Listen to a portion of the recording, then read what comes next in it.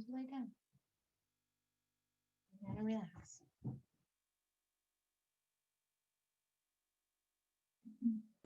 You gotta relax. How you doing, Laura? Oh, hey, Jose. How you doing? Good. How are you? I just wanted to make sure I got in on time. How you doing, Yep. Eric? All right. I'm going to step up for a second. And I believe in real estate, the value is really in you. What do you have to offer me? I'm your consumer. Here goes. Seller's net sheet. To me, it's a tool. It works in a couple of manners. Number one, I know that a lot of realtors don't utilize the seller's net sheet. That's plain fact. I have no doubts about it. I'm going to say 25, maybe at the tops, utilize the seller's net sheet. The other 75 don't.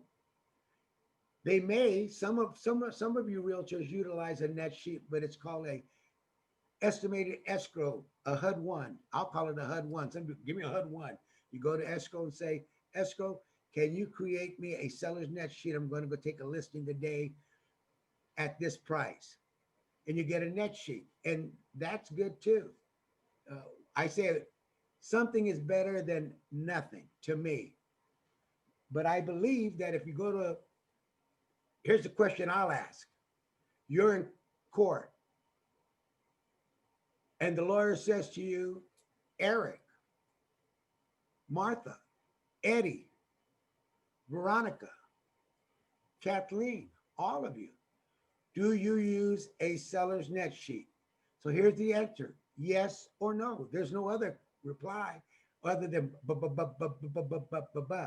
okay, so it's yes or no. If it's yes, can you tell me which one? I use an estimated HUD. Escrow prepares it for me. Okay.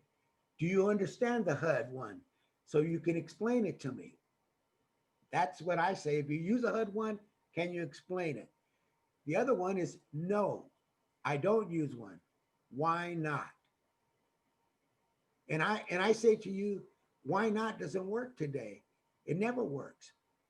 Car has a seller's net sheet. Our title company has a seller's net sheet. SkySlope now says in SkySlope, if applicable, and I say it's applicable personally all the time.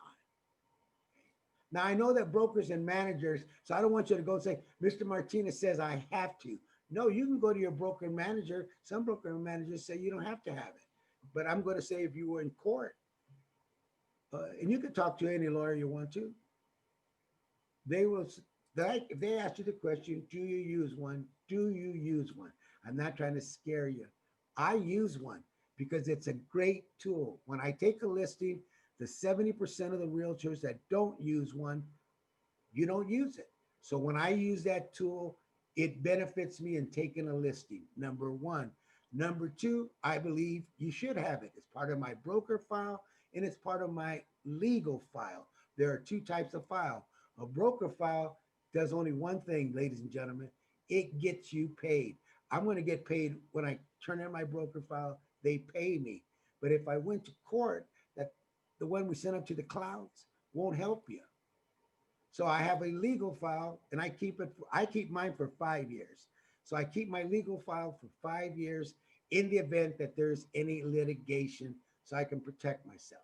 So there's a broker file that gets me paid and a legal file. And my seller's net sheet is part of my legal file, part of my SkySlope file, part of my broker file, part of all of my files. So it's a tool to get a listing in case some of you don't compete with a seller's net sheet and they say, well, and I'm not picking on anybody, but let's just say they said, well, Eddie didn't leave me a seller's net sheet.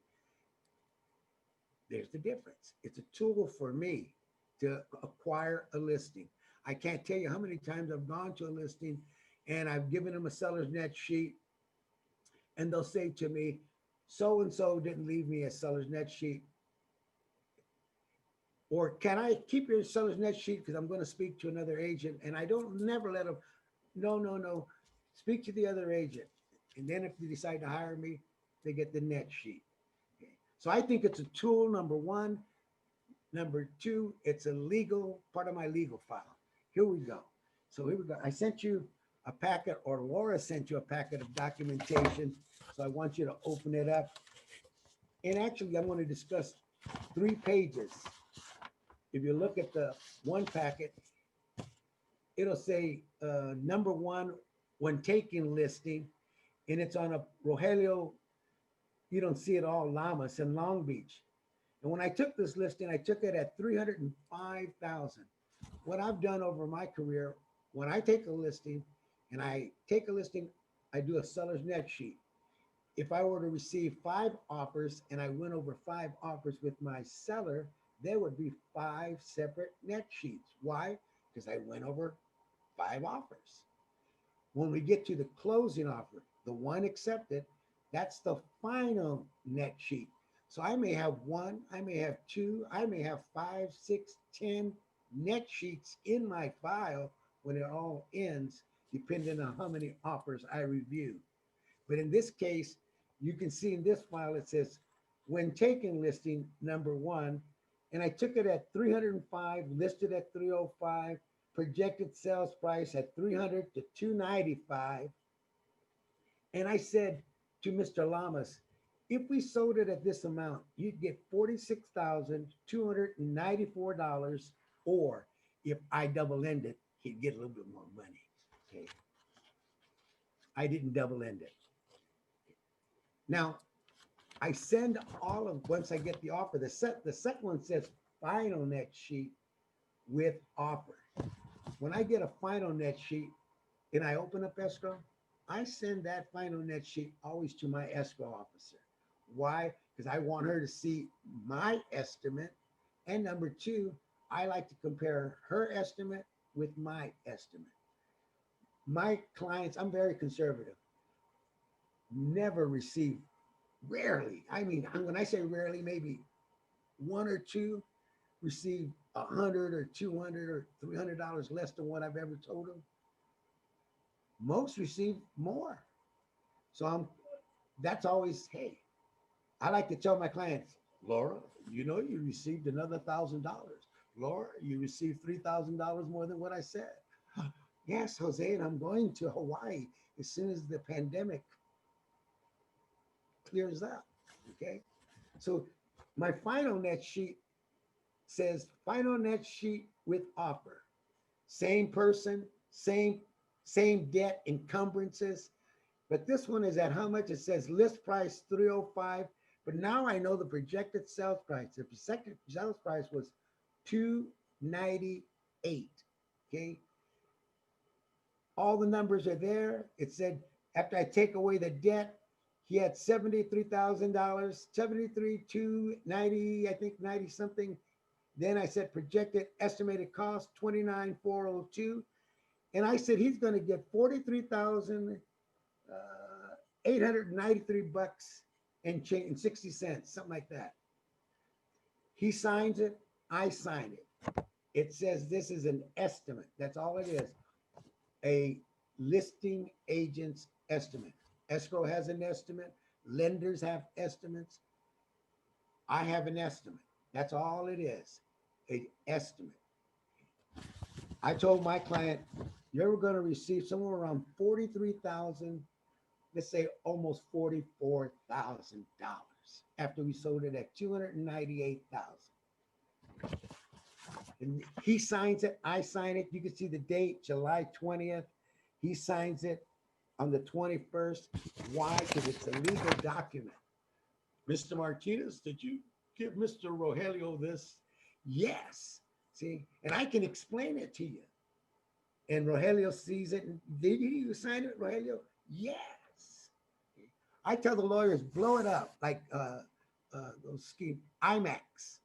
Blow it up. I love it. I love redundancy. Lots of forms. Now here's the other form. The closing estimate.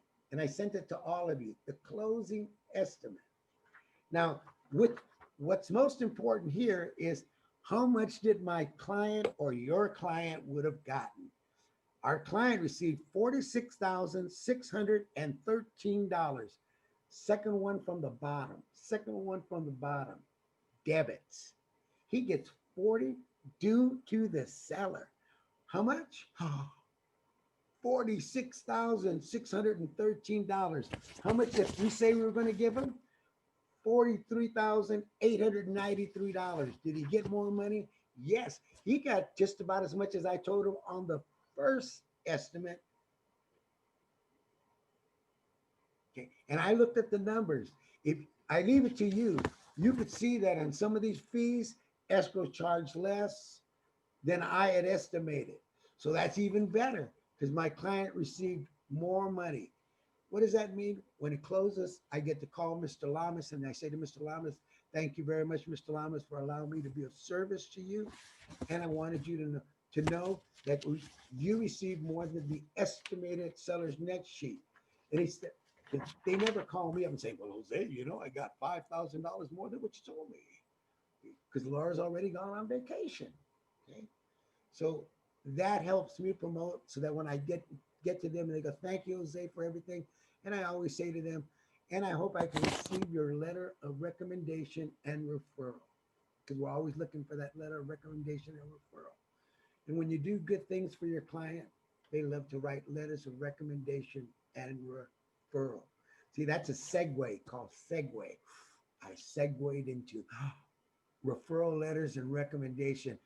Bosses like that, networking and all that good stuff. Real simple. Do good things. Like Kelly, if you do good things for your client, they will love you. Okay. There you go. She said, I'm getting off. Mr. Martinez saw me. Okay. I'm glad to see you. If you're there live, I'm live and direct.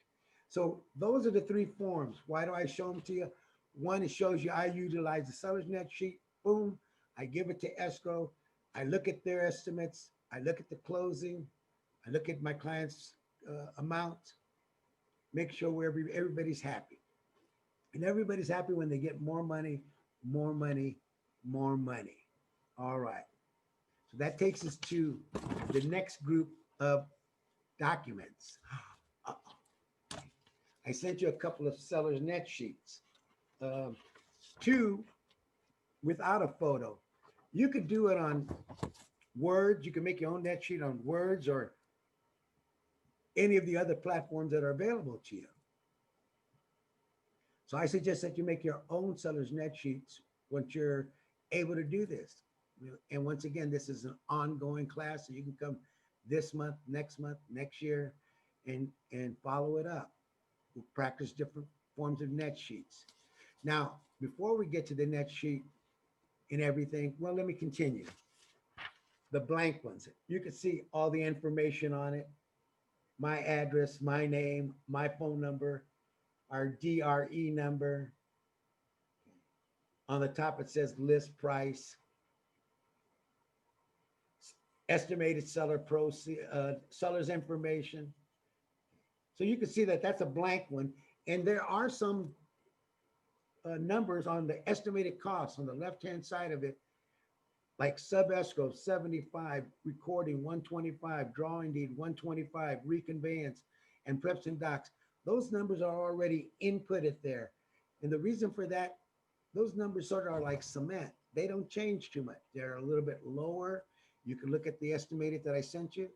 I think sub-escrow was $69 there. So you can look at it so you can see the different numbers. I leave them like that because they're sometimes a little bit more, sometimes they're a little bit less, but those numbers work. And that way I don't have to think, is it going to be $69 or is it going to be $72.50? No, it's going to be between 75 or less, $125 or less. Preps and docs, $200 or less. Sometimes it's a little bit more, 205. Oh, Mr. Martinez didn't say it was going to be 205. He said 200. So they stay that way. They're stationary. All right.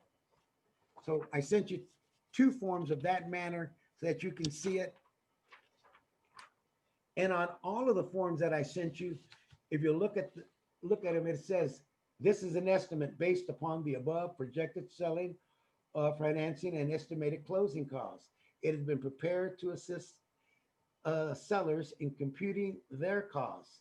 Lender and escrow companies could vary in their charges. These figures cannot be guaranteed by you, the broker, or representative. It's a disclaimer.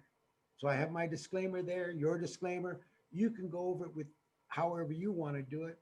But I like to say this is simply an estimate. And if I went to court, that's what I let everybody know. It's simply an estimate. The difference is I understand all the figures, I understand how to explain it, and that's what I'm going to explain to you so that you can explain it to your clients.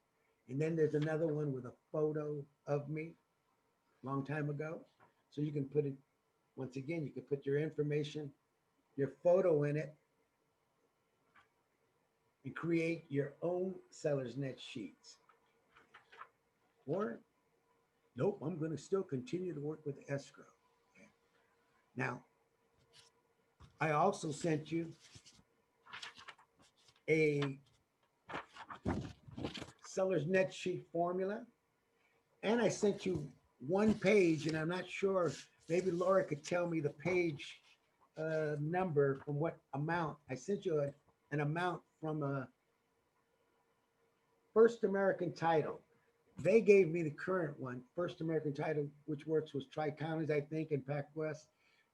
Eric and Jerry, yeah, they're with First American. And they'll provide you with a estimated booklet. Okay. If you're gonna, I just sent you a sheet today so that you're utilizing it to compute today's class. So if we go and say a class between, I think, and Laura will tell me the number, I think it's between 300 and today or 400 and 800 or $1,000,000, something like that. What number do you want, Jose? That sheet that I sent that says the amount that we're going to compute today. Is it between 400 and $1,000,000, or what's the amount that I gave? I don't know. Let me look at But it. anyhow, I have a booklet and it starts from $49,000 up to whatever, infinity. And you can get these booklets from your title rep. The one I utilize is Eric and Jerry Wu with First American. I'm not promoting anybody publicly, but hey, they do a good job. They send me the booklet. They'll give you the booklet. You guys probably all know them. Many of you probably do. But I sent you like a sheet, one page. Yeah, can you hear me, Jose? Yes, I mean, it looks like it's 2 pages, yes. From and starting it's from, 410, okay, I got it. and then the other one's 790, starts at 790. You bet. To 1,000,01160. I got Yeah. it. Okay. So all of you have that page as well. And that is called an estimated escrow amount. So if you sold a home at, let's say, 410,000, the amount for title will be $1,445. So this is a title rate sheet. So you can call your title expert and they'll give you this rate sheet, a whole booklet, and you can have it. You should have one because when you're going to do a seller's net sheet, part of a net sheet is how much is title. If I was going to buy a home at, and I'll give you another example, 810,000, title would be $2,185. Wow. $2,185. So that's where I get it from. I don't create these numbers. Some of these numbers are there. Okay. And then the other number that I gave you is Seller's Net Sheet Formula by Jose Martinez. Okay. So you can tell him, where did you get this formula from? Mr. Martinez gave it to me. Okay. I'll be responsible for you. You can tell him I gave it to you. But I've been using it for 32. All the companies I have worked with through the years, and all the companies that I train with, their agents utilize it as well. So it works. All it is a tool. So here we go. What does the formula say? It gives you different things. So I'm going to go over it with you just so briefly so you can understand it and how it works with your net sheet. The formula says, let's go over a couple of things. Number one, if you look at the net sheet, one of your net sheets, it says the word encumbrances. Encumbrances. What are encumbrances? Encumbrances are all debt. All debt. What is debt? Anybody know what all debt is? It's all debt. Okay. Hey, there's Martha died. Now I know Martha died for many, many years, if that's the same Martha died, I'm pretty sure it is. But anyhow, all debt. What is all debt? All encumbrances. And here's the debt that I recognize. Hey, first trust deed, second trust deed, all trust deeds. That's debt. Okay. Other debts, spousal support, child support. Oh, okay. Those are debts, child support, spousal support. It could be man or woman owing debt. What other debt do we have? Liens. Some people have liens, and I'll give you some simple ones. Mechanic liens.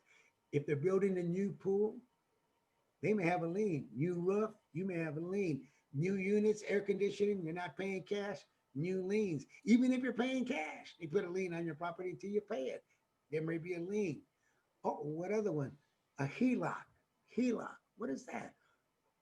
Home equity line of credit. Home equity line of credit. A lot of people say, well, I've got a line of credit on my property. HELOC. That's a lien. What other liens? Taxes. What do you mean taxes, Mr. Martinez? Oh, I know. I work with clients and they'll say to me right off the bat, Mr. Martinez, I haven't paid taxes for 5 years. Liens. So I tell my clients to come up, that's encumbrances, but you could write the word all debt next to encumbrances. Liens. Okay.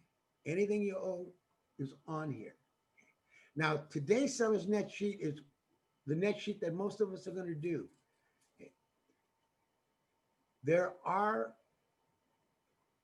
other types of sellers. I want you to know that. I call them my international sellers.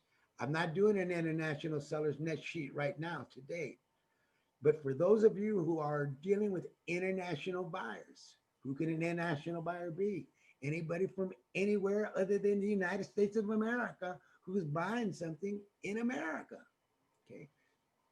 And there are two types. There are international buyers who buy here and live here once in a while, or live here a lot of the while. And there are some that never live here. Okay. They're international buyers and they're investors in a way too. Okay. That group sometimes pays, I'm going to say between 10 and 15% of sales price when I'm working with them. I sit down with find out what the value of the property is. And sometimes I'll say to my international buyers, and I'm not discussing it right now on this seller's net sheet, but for those of you who are dealing with international buyers, you should be thinking somewhere sometimes between 10 to 15% of sales price. And that's of $1 million, $1.2 million. It might be 10% besides all the other fees that we're going to be discussing today.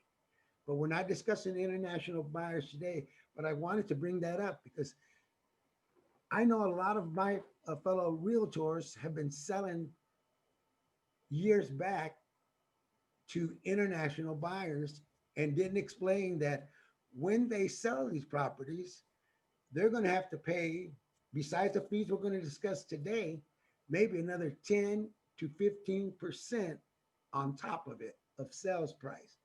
And when you start looking at numbers of $1 million plus,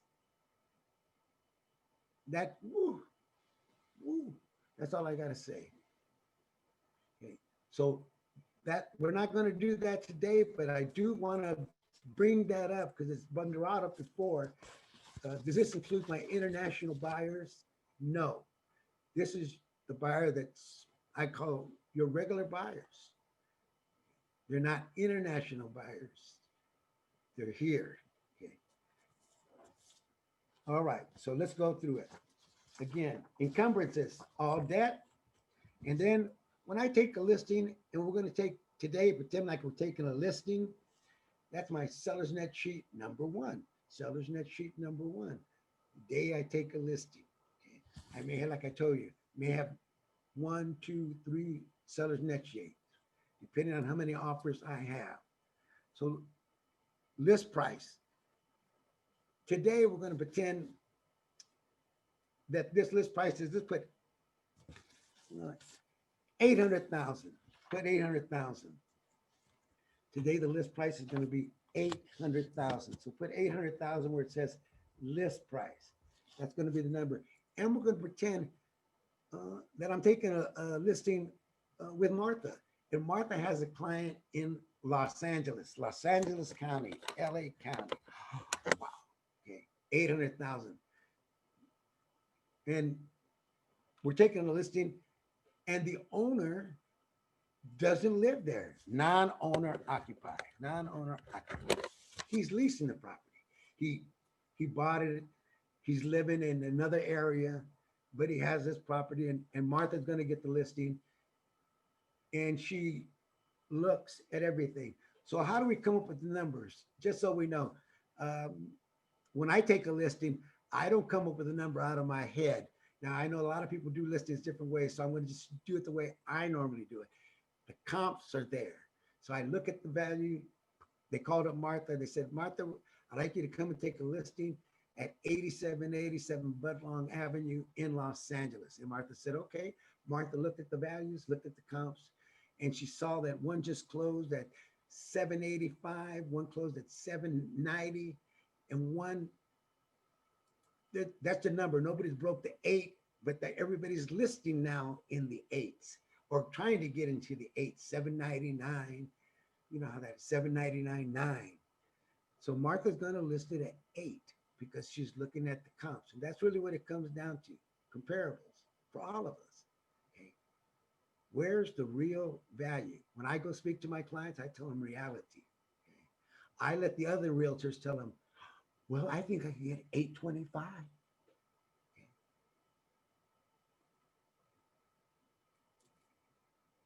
Where's the wind blowing? Where is the wind blowing? In this case, the comp said 800. So Martha says, we're going to list it at 800 because she knows they're starting to get there and they're moving up. They're not going down yet. Market's still moving up. People still buying. So she's going to list it at 8. Sounds good. She says to me, Mr. Martinez, I'm going to list your home at 800,000. It's a lease property in LA County.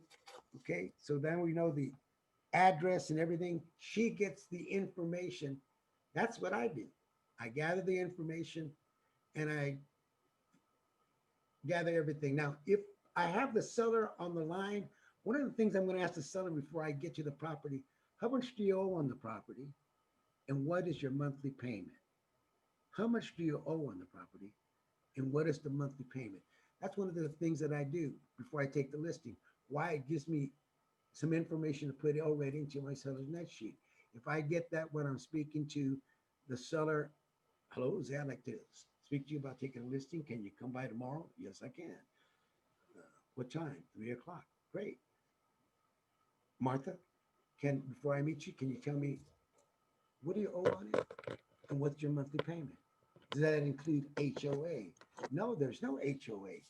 On this property, there's no HOA. Now I have that data before I even arrive because I'm going to be going on a listing presentation. So I want to have all that input into my seller's net sheet before I even get there because I have it. And even if I wasn't using a net sheet, I'd be giving that to escrow when I'm going to get my estimated HUD. Hello, escrow. I'm going to go take a listing at 800,000. Here's the amount they owe, and here is their monthly payment. And there's no HOA. Anything the escrow can get, your estimated HUD from them is going to look better. So that information works no matter how you do it, with escrow or with a seller's net sheet. It's just good, positive information to have. All right. So in this case, let's pretend that we did. We asked the seller, the prospective sellers, how much do you pay monthly? And they said, Our monthly payment, so write it down on your net sheet. Our monthly payment is $3,972. $3,972. Hey, and how much do you owe on the property? We have a loan. Just do you have a loan on the property? Yes, we have a loan. How much do you owe on the loan? I owe $400,000 on the first trust deed, Jose. I write that down. All right. I look forward to seeing you. Now I go and Martha's coming over to visit me. And when now that Martha sees me and she's gone through the property, looked at everything, she's seen everything, she says to me, Mr. Martinez, I think we could get 800,000 for your home. The last one just closed at 792, and then one around the corner at 795. It didn't have the hardscape nor the landscape that yours has. And you upgraded it. So I'm sure we can get the 800,000, a little bit more than the last client. Oh, Martha, thank you very much. That sounds good. 800,000. Yeah, that's the ask. I think we can list for that amount. Now, what are the questions I always ask? And Martha's asking as well now, Mr. Martinez, we're going to list it at 800,000. What is your bottom line? Well, Martha, I didn't expect to even get 800,000 for it. Wow, the market has changed. Well, my bottom line, Martha, really, well, 800 sounds really good, but I won't take any less than $700,000. Not one penny less. 750, I'm sorry, 750,000. Okay. So Martha projected selling price will be 750,000. Okay. Look at your net sheet. You look at your net sheet, it says projected selling price. Martha says, I'm going to list at 8. She asked Mr. Martinez, what is your bottom line? I said 750, Martha. Wow. Okay. I mean, I'd like all full 800, Martha, but if you can get me 750, I'll be happy.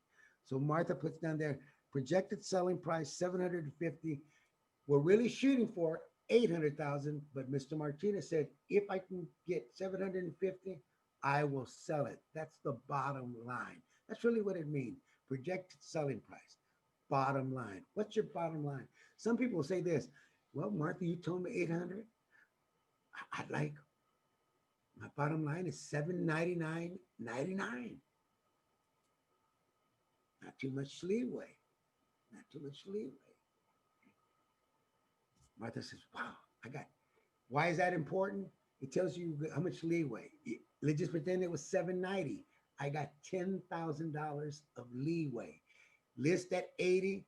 My seller will take 790. I've got $10,000 of flexibility. But in this case, I said to Martha, I'll take 750. So Martha's already excited because she's going, I've got $50,000 of what? Flexibility. What does that mean? If I get an offer of 775 and they want $5,000 worth of costs, I can do it. Why? I can probably counter at 780 and give them their 5, give my client 775. Okay. You see, flexibility. I got room to move because my client will take 750 or I get an offer of 750, 775. They want 5,000 in costs. They give me 775. My client wants how much? 750. Yes, I could do that. My client is still going to get 770. Is that more than 750? Yeah. And I give the guy 5,000 in costs. 750. Martha gets an offer of 760 and they want 5,000 in costs. Can Martha put the deal together? You bet. Uh-oh. They want termite. They want this. They want that. Can Martha do it? Yeah, because there's $10,000 there. Okay. If they offered us 800,000, we can give them the moon. So flexibility is important. So in this case, in this story, we're going to have it in LA County. It's going to be listed at 800,000. We have a first trust deed of 400,000. Now we're in encumbrances. Let's ask for debt. Is there any other debt? And Mr. Martinez says, yes, I have child support. And Martha goes, oh, Mr. Martinez, how much do you owe? And I go, well, let me see. Uh, $50,000. $50,000. I'm behind. I'm behind. $50,000. So Martha puts down other debt, $50,000.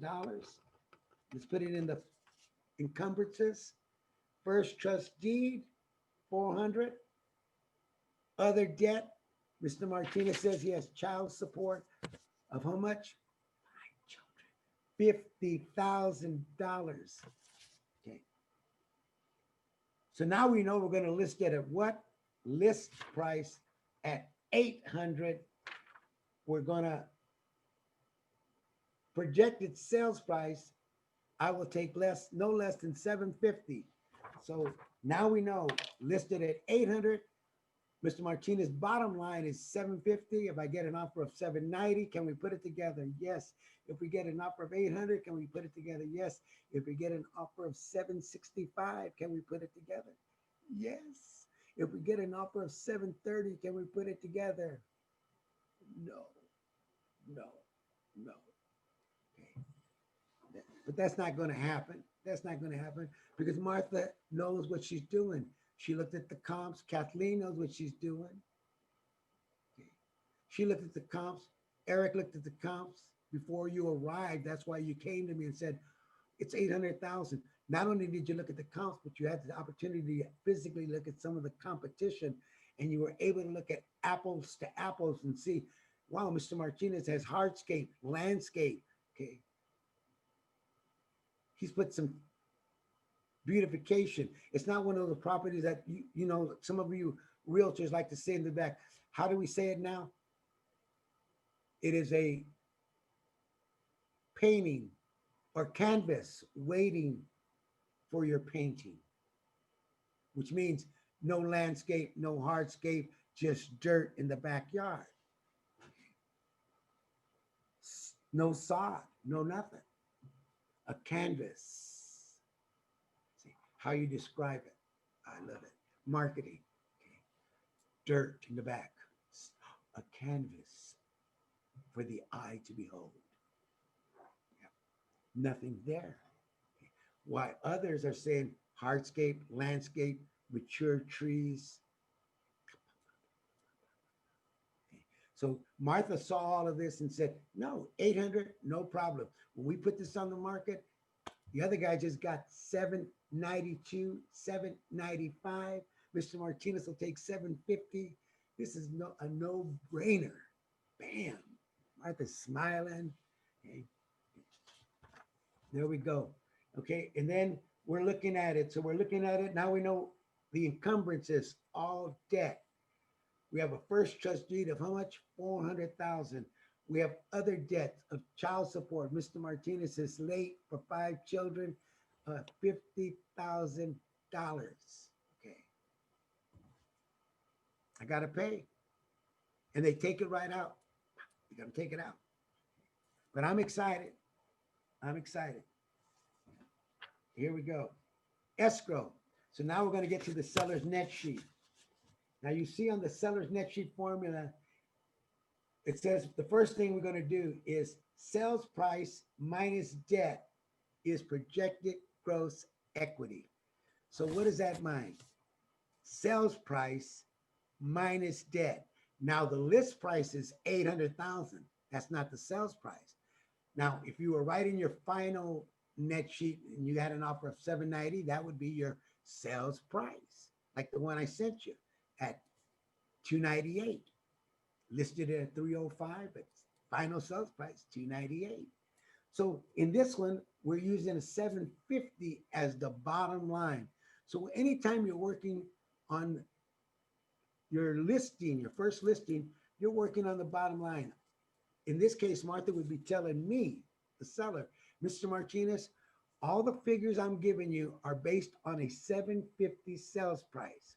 If we sell it for more, you get more money because I'm happy with 750. That's my bottom line. So I don't want to know anything less than my bottom line. She's not giving me 760, 770, 70, 80. She already knows I can sell this house for 800. Jose's going to get a lot of money. Okay. But my bottom line, she's going to give me the numbers on my bottom line.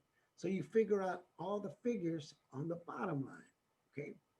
And in this case, we're figuring it out on 750. So here goes. Part one says, I need to know what my projected gross equity. And anytime you hear the word gross, that always tells you you need more subtraction because we're always looking for net. Gross is not what I'm looking for. But right now it says debt minus projected sales price. So my debt is real easy to figure out. That's $450,000. Okay, 400 plus 50 is total $450,000 worth of debt that Mr. Martinez owes. So Martha says 750,000. Get it in your calculators. Okay. Now I know a lot of you could do it on your head, your hands, in your head. 750 minus what? 450 because that's the debt equals how much? 300,000. So that is the projected gross equity. 300,000. If you sold it at 750, like Martha said, your bottom line, Mr. Martinez, is 750. And she's always telling me, but if I sell it for more, like if I sell it for 790, you're going to get another 40,000. I go, wow. Okay, but I'm happy with 750 or more, Martha. So let's make it at 750 or more. And Martha says, if I sell it at 750, you owe 450 in debt, Mr. Martinez. You owe 400 on the loan, 50 on child support, 450. Projected gross equity right now is 300,000. She goes, but now we need to take away more because gross means what? We still need more subtraction. What do we need to subtract? The fees on the left of your file. Okay, it's called estimated cost. Now, I'm going to stop right now for a second just to explain to you. When I started off, and maybe some of you still do it, we used to say to somebody, the first home I ever sold was I sold for my parents. I didn't have a license, but I sold that home for more than a realtor said he could sell it for. But as a realtor, I sold them in Chino Hills. And at that time, you could sell them for, let's say, 35,000, 36,000, 32,000. This is before it was Chino Hills the way you know it. It was known as the Hills of Chino. And it was recognized for the many farms and dairies and flies, the wind, the scent, and the prison. Okay. Today, it's a different, like Beverly Hills. Okay. So when I sold there once upon a time, realtors just pulled out their calculators and they said, if I'm going to sell your home, Mr. Martinez, can you tell me how much I'm going to receive at when we close the deal? And what is your fees? And what are your fees? So I'm asking you, and what are your fees? And this is what most agents, 99.9% would say. Oh, our fees are 8.50% approximately. 6% are towards commissions for agents, 3% to the listing agent, 3% to the selling agent, and 2.5% are escrow fees, title fees, and garbage fees. Now, I'm not asking you, anybody right now, if they asked you the question, what are the fees? How do you explain it? That's how they explained it then. What are garbage fees? Well, you know. No, I don't know. And neither do you. That's what I realized. Neither did we. That's why we said those things. So we pull out our calculator and say, if we sold your home for $32,000, Mr. Martinez, and Martha would pull it out because that's how we did in the days, times 8.5%. The cost is going to be, $2,720. Let me make sure.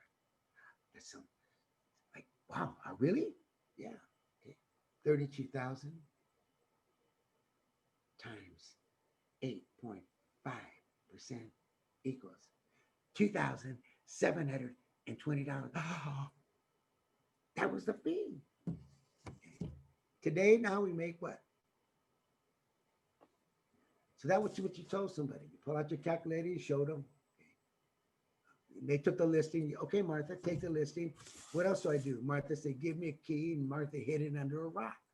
Okay. Now you use Supra. But anyhow, I want you to know that's the way I think some realtors still practice. Okay. So here goes. Those are escrow fees, where it says estimated fees, costs. Those are the escrow fees, what? Title fees, and for some of you, garbage fees. Okay. They're never garbage fees. If I go to court, once again, Mr. Martinez, do you do a seller's net sheet or no? Yes or no? Yes. I do a net sheet. I, here it is. Do you understand it? Yes. And all of you will understand it. Can you explain it to me? Yes. It's an estimate. Let me give you the information. See what I'm doing? That's all we're doing.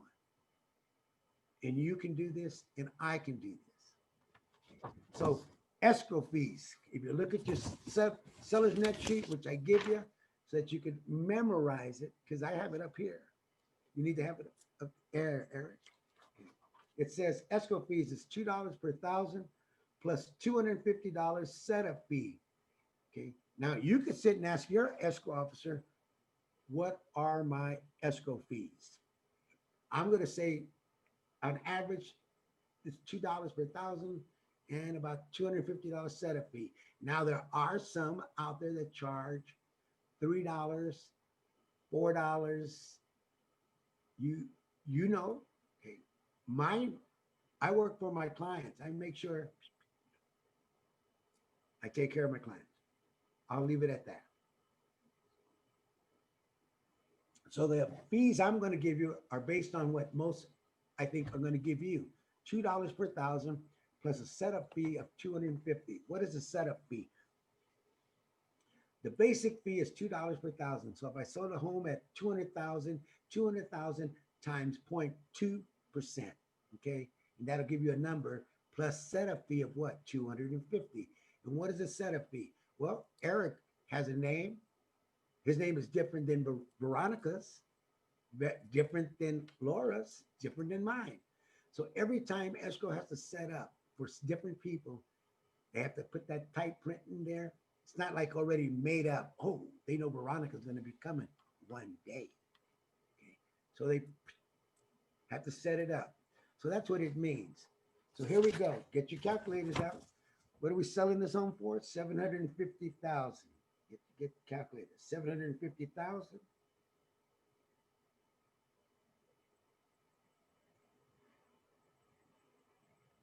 Where's my calculator? There we go. 7 times what? 0.2% equals 1,500. 750,000 times 0.2% equals $1,500. Plus what? Plus $250 for what? Setup fee. For a total of how much? All of you should have $1,750.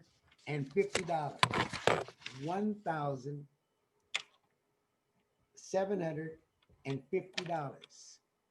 Put that in the seller's net sheet. $1,750. Now, if anybody's coming in late, we're working on the seller's net sheet. Encumbrances is all debt.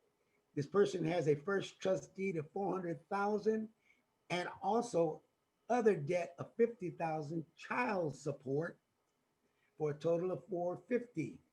We listed this property for $800,000. It's in LA County. Projected selling price of $750,000. That means the bottom line. We projected gross equity is $300,000. How do we get that? 750 subtracting 450 leaves $300,000. Now you're at where we're at. Estimated cost. Escrow is right now $1,750. 750 times 0.2%, 1500 plus setup fee of 250, $1,750. The next fee, what some realtors call garbage fees, but it's not garbage. It's not even gibberish.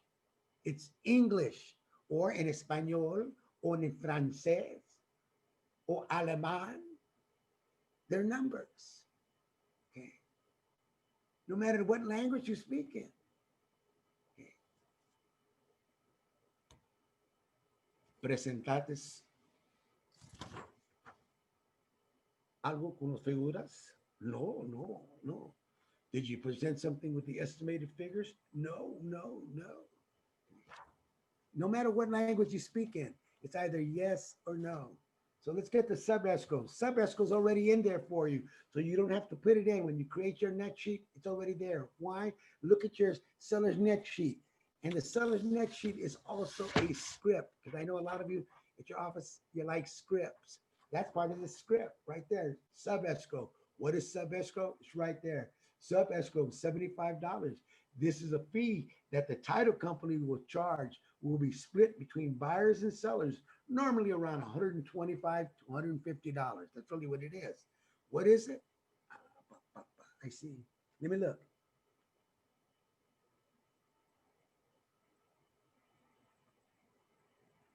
Yes. I don't have it. I'll make sure it goes on the screen. I'm not sharing it on the screen. No, I am not. You need to be writing it in front of you. But I could do it on the screen, but I'd much rather have you figure it out in front of you. That's why I'm going over it with you. So I'm going to go back to sub escrow, and you can speak to me live and direct. Sub escrow, $75. It's one of those, what they call garbage fees. It's not a garbage fee. Sub escrow is not an escrow fee, but what is it?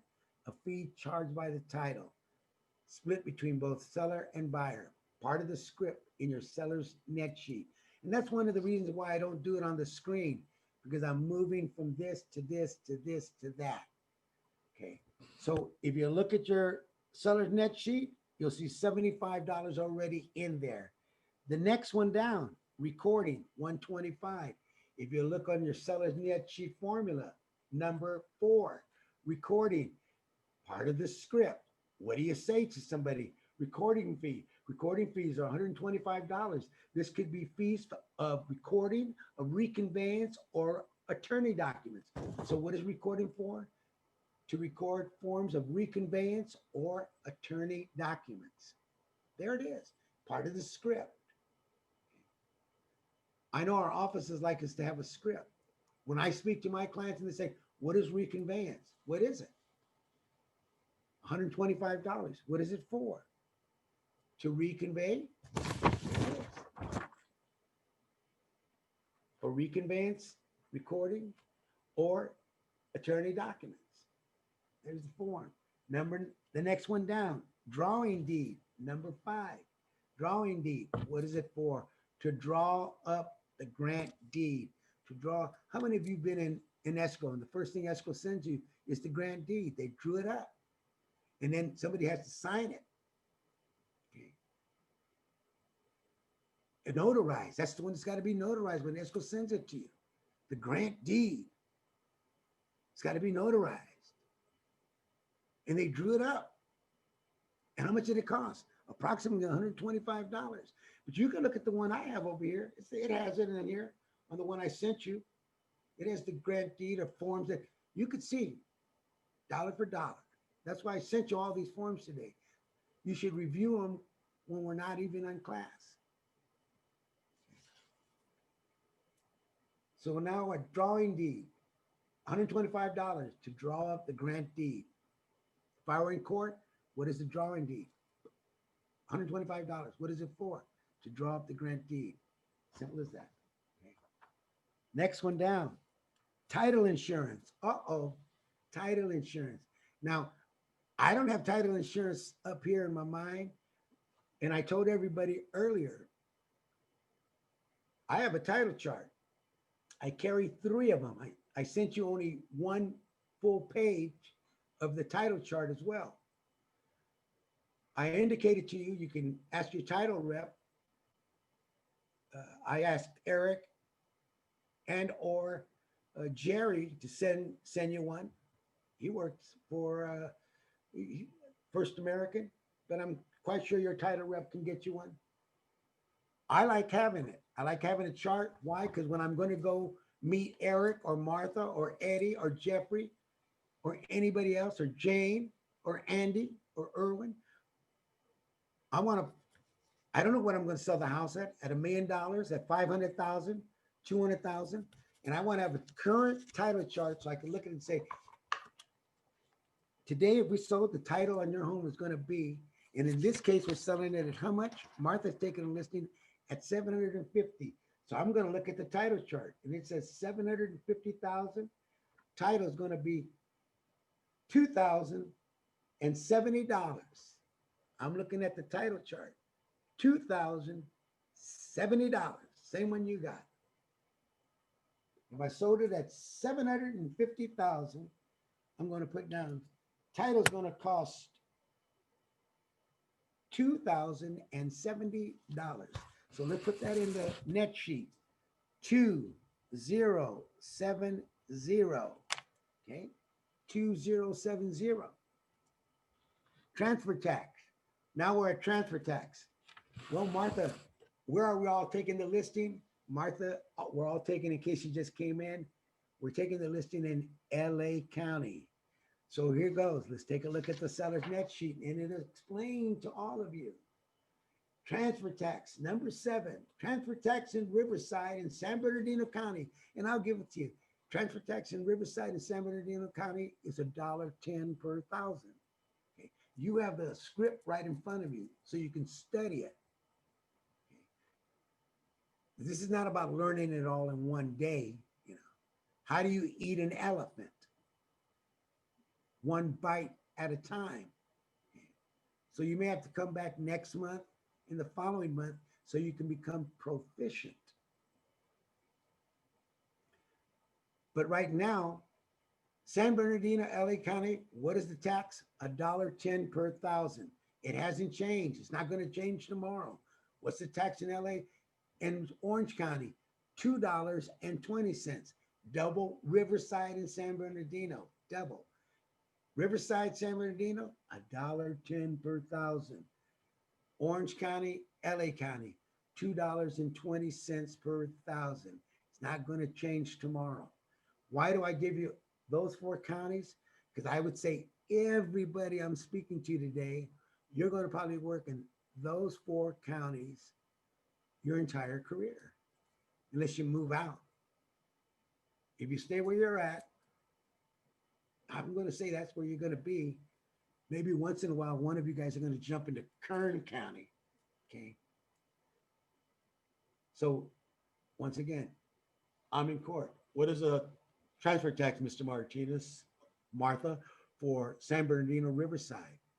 $1.10 per thousand. What is it in LA and Orange County? $2.20. Remember the script. There it is. We're in LA County. So what is it? It's $2.20. So let's put in the numbers. All right. We're selling it for how much? Now I give you a formula. I want you to understand the formula.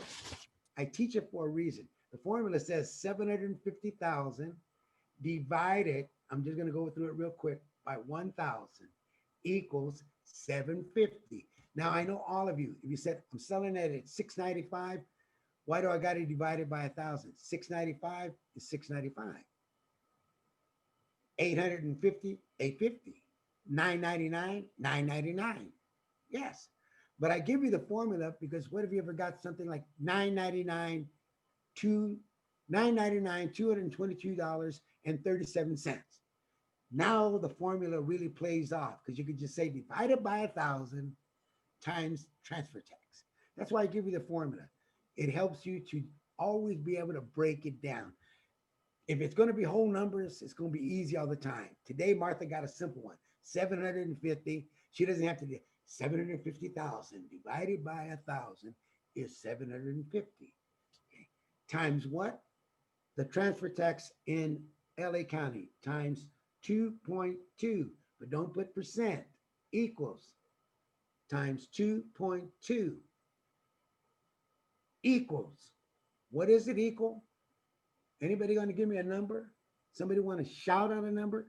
Turn off your thing and give me a number? Anybody? 1,650. 1,650? Yes. You are 100% right. Yes. You take 750,000, really say 750 times what? 2.2 equals $1,650. So let's put it down there. What is our transfer tax? We know now our transfer tax is going to be, where's my pen? Ah, there it is. $1,650. Thank you for answering. I appreciate it. Don't be afraid to answer. You're not, look at, you're never going to be wrong on my training. No one's ever wrong. Okay. Because we're trying to learn. All right. Here we go. Next question, prepayment penalty. So Martha asked me, Mr. Martinez, do you have a prepayment penalty? I go, no, I don't. And most people are not going to have a prepayment penalty today. Why? Because they don't construct loans that way. But I asked the question because once in a while you might find somebody who's still living in a house with an old loan. But even an old loan shouldn't have a prepayment penalty. But I asked that question nonetheless. Do you have a prepayment penalty? In this case, I say to Martha, no. So it's zero. Prepayment penalty, zero. Reconveyance, $125. What does reconveyance mean? Well, in the old days, it was what? Gibberish or garbage fees.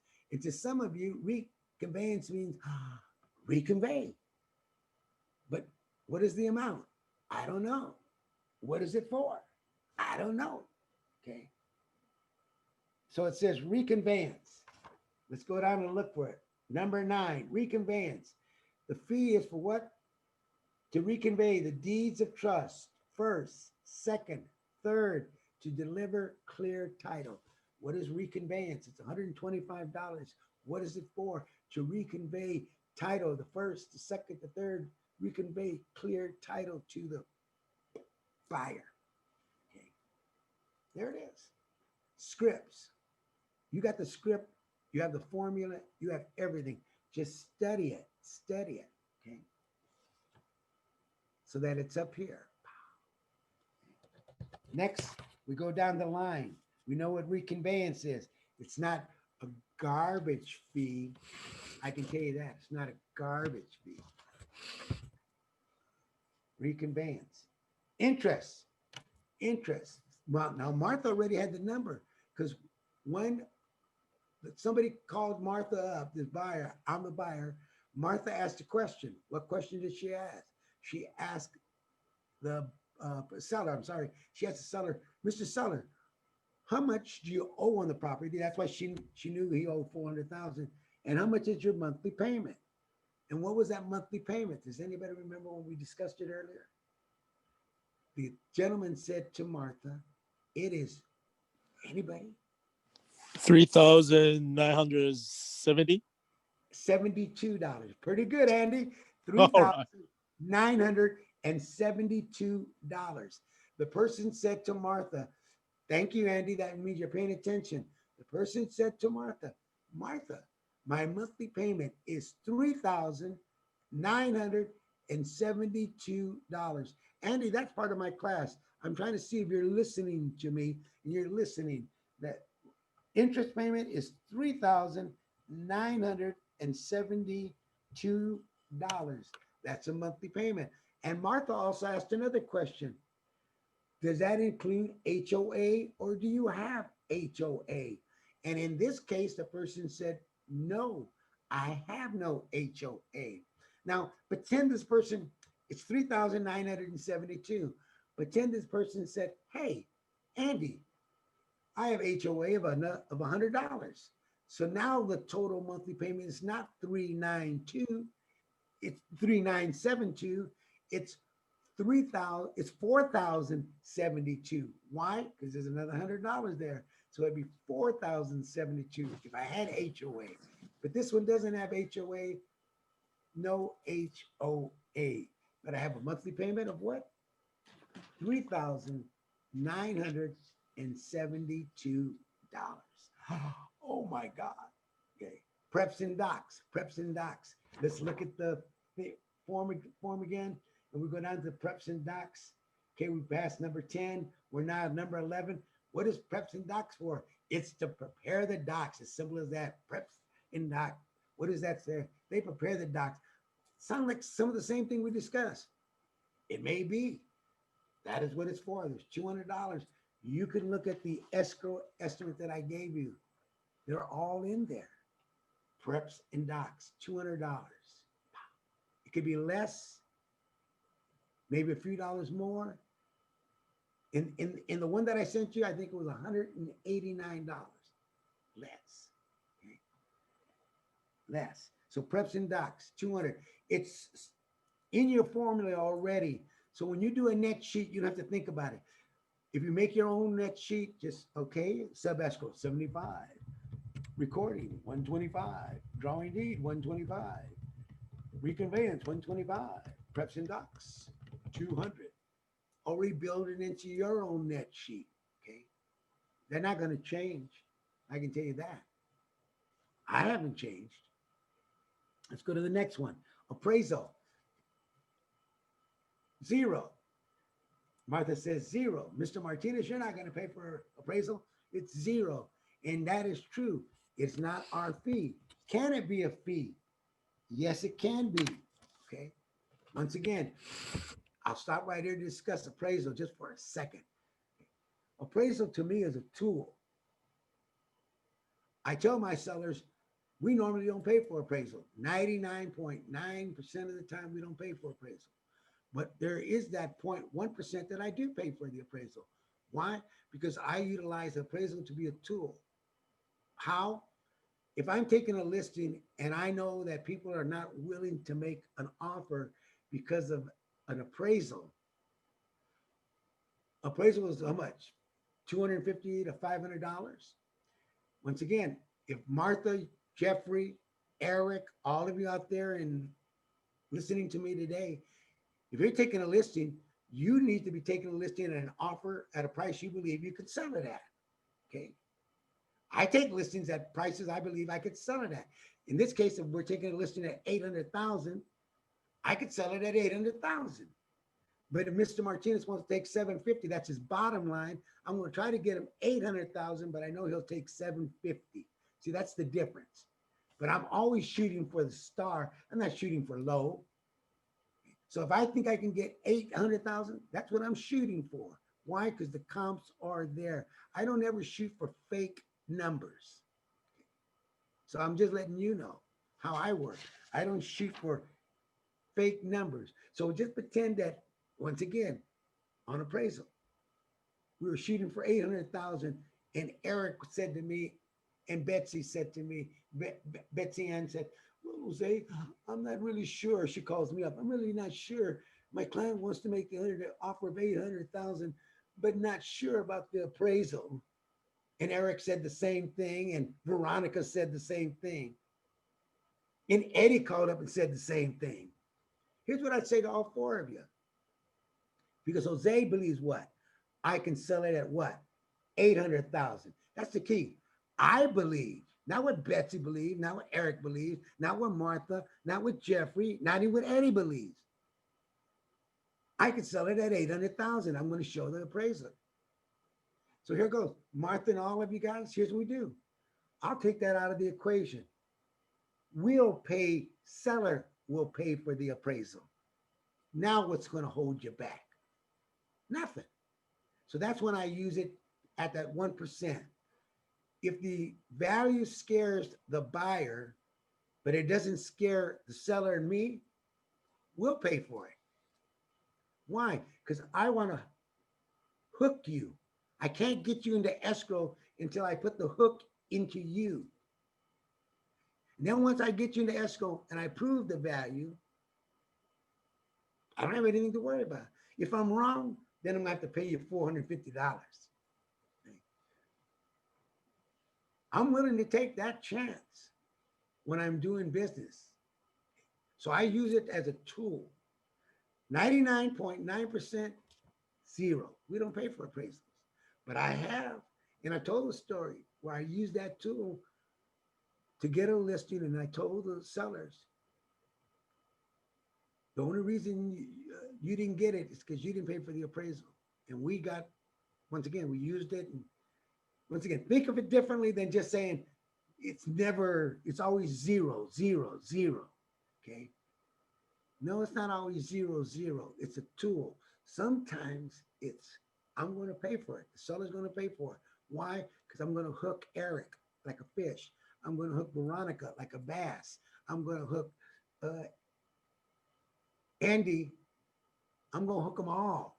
I just need to get you into escrow, get you into cement, get your money into escrow, get that cement to harden up, and then prove the value. If it works my way, I win. If it doesn't work, what does it cost me? $250 to $450. And I know where the wind is blowing. Okay. Now, if you take listings and you take them overpriced, what I'm just describing to you will never work. Because why? It's not reality. So here we go. Pass in this case, appraisal 0. Pass. I sent the form I sent to you has pass blank. Okay. My pass, my seller's net sheet says $75 for inspection only. Why? Because I get inspections on all of my listings. Why? Because I want to know the as is condition of the property when I'm marketing it and selling it to Betsy or to Veronica or to any of you guys out there. I always see sold in its as is condition. And I'll always say to you guys, and what is the as is condition? I'm waiting. No, that's usually the answer I get. Well, you need to go inspect and sell. Do your due diligence, Mr. Martinez, and find out what that is. Okay. So I'm just saying to you, when this is my technique, I sent you a form with 0, nothing in it. Okay. Because we're always taught if you don't have a known fact, we don't need to disclose it. Meaning, if I know there's no pest in it, I don't have to disclose it. If I haven't gotten a pest report, I don't have to disclose it. If I haven't done it, I don't have to disclose it. I usually get a pest report, and that way I could say to anybody, it is clear. Oh no, there is pest, $800 worth. Or no, Betsy, there is pest, and the amount is $25,000. And here's the X-ray of them. They're holding the house up. Okay. But I give you, do you want to buy it or not? And here goes why. Here's the reason I say that to you. That's a technique. Okay. I go into escrow always not asking for pests because you won't sell me the house unless if I ask for pests. So I never ask for pests. But once I open up escrow, the contingency periods allow my buyers to hire any and all inspectors. And I do. And one of them is a pest company. And during that time, even if I didn't ask you in the beginning, during the contingency periods, if I discover pests, I can bring it up to Betsy, Eric, Veronica, Martha, Eddie, or any of you. Hey, these issues have arisen during contingency period. So once again, what I'm trying to convey to all of you, asking for things now or asking for things and you telling me no now or later is going to be probably part of the game that some realtors play. Now, I always ask for an inspection. In the seller's net sheet that I gave you, it has pest inspection blank. So we're going to pretend 0. You're saying to your seller, right now we're not getting an inspection, but if the buyers ask for an inspection and we decide we're going to give them an inspection, we will put that in the final net sheet. Is that okay with you, Mr. Martinez? And Martha says that to me, and I go, yeah, that's okay. So Martha puts 0 pest inspection, 0 FHA and VA costs. Now I discuss costs all in one thing, Mr. Seller. There are costs that some buyers will like. Some they call them FHA, they call them VA, some call them buyer's costs, non-recurring costs, recurring costs. I don't care if they call it Mickey Mouse costs or Jose wants the costs. They're costs. Okay. So no matter what costs they are, buyers today may ask between 1% sometimes, an amount of 1%, or up to 3%. There are some of you out there who ask insane amounts like 6%, and your offer never gets accepted. But anyhow, so here goes. I tell my clients, there's sometimes insanity out there. Okay. But Martha says to me, Mr. Martinez, buyers may need between 1% or a certain amount of money and 3%. And I go, wow, Martha, we're selling our home at $750,000. 1% of 750 is, now I don't need you to pull out your calculators, $7,500. And if I gave them 3%, now we're talking over, Martha, $21,000. Are you out of your mind? And Martha said, no, Jose, I'm just letting you know, they could ask for that amount of money and calming me down and go, wow. Now, if they do ask for it, and once again, Mr. Martinez, here goes how Martha calms me down. You're willing to take 750, right? And I go, yeah. What if I got you an offer of 800,000 and they said they need $10,000? You know we're going to give it to them because you're going to get 890. Isn't 890 better than 790? Isn't 790 better than 750? And I go, why, yes, Martha. Well, thank you. That's why I'm hiring you. Yeah, that's why I'm hiring you, Betsy, because, boy, you're so reassuring. That's why I like you guys. That net sheet really, whoa, I feel calmer, all right. Yeah, wow. Saying it that way makes it clear to me. Okay. So we may give them, if they offered me 800,000 and they needed 3%, Martha, which is 21,000, I'm still getting 875,000. Yes, Jose. I get it now, Martha. I like that. Okay, I got you. But right now it's going to be what? 0. So Martha says, right now we are taking the listing, Mr. Martinez, and we're not giving anybody any money. I got to find my pen again. There it goes. So the amount is 0. FHA cost is going to be 0. When I'm taking the listing, it's always 0. But Martha explained, Betsy explained, all of you explained to the sellers that if there's a cost, you'll let them know when we're getting to the final net sheet. Okay, right now it's 0. Home warranty. Yes, I want a home warranty. Okay. Home warranty. In this case, we don't have a pool spa, but we put a home warranty of $550. Now, home warranty to me, taking a listing, ladies and gentlemen, when I take a listing, offer the moon, the stars, and the planets. What does that mean? If my sellers say to me, Mr. Martinez, my bottom line is 750. You have 800,000 asking. And I say to you, Martha says something like this, Mr. Martinez, if I list your home at 800,000, and you said your bottom line is 750, if I offer out a bonus of $10,000, meaning if I can sell it in the first 30 days for 780 or above, you'll give a $10,000 bonus, meaning 5 to the listing agent, 5 to the selling agent. Would you be willing to do something like that? And I go, you bet, because I'm still making more what than 750. I'm making $25,000 more, maybe even $30,000 more. Go for it, Martha. Go for it.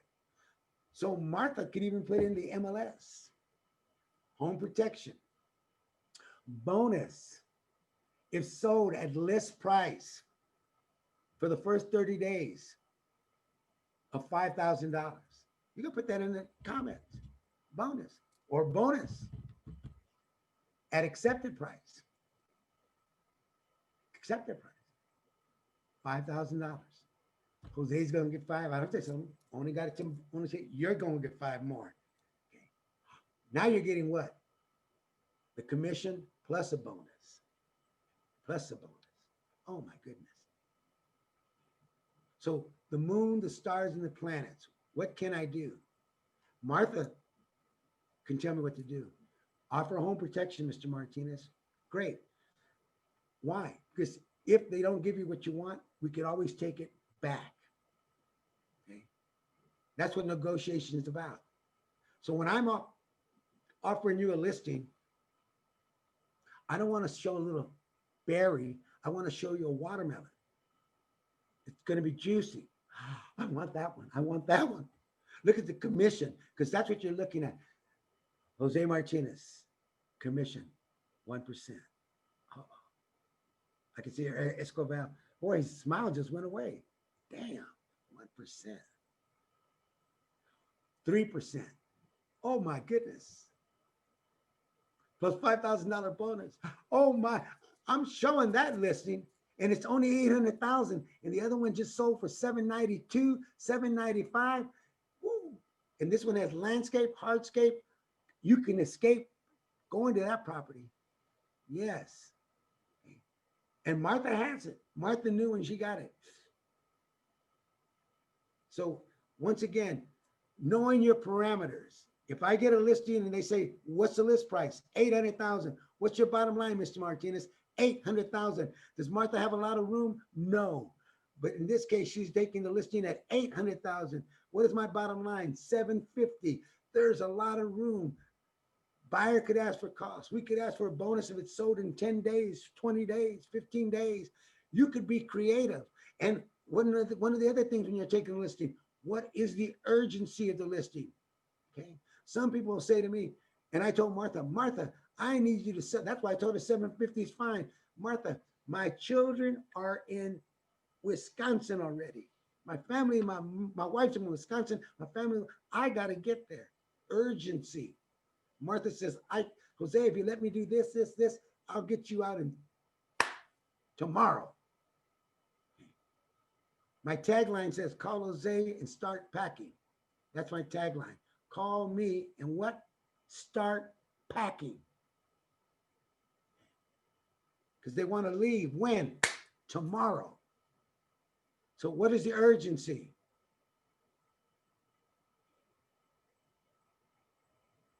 There was a death in the family, Martha. I got to get over there. If there's urgency, find a way to get me out sooner.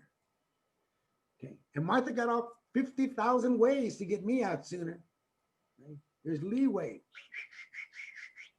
Now, if I went to Martha goes, Mr. Martinez, how quickly do you want to move? Well, you know, I'm just checking to see how the market is. I really don't have to move yet, Martha. You know that. I mean, I got the best house on the block. Does that sound pretty urgent to you? And I'm, wait, hold on, Martha. Before I talk to you, let me take another sip.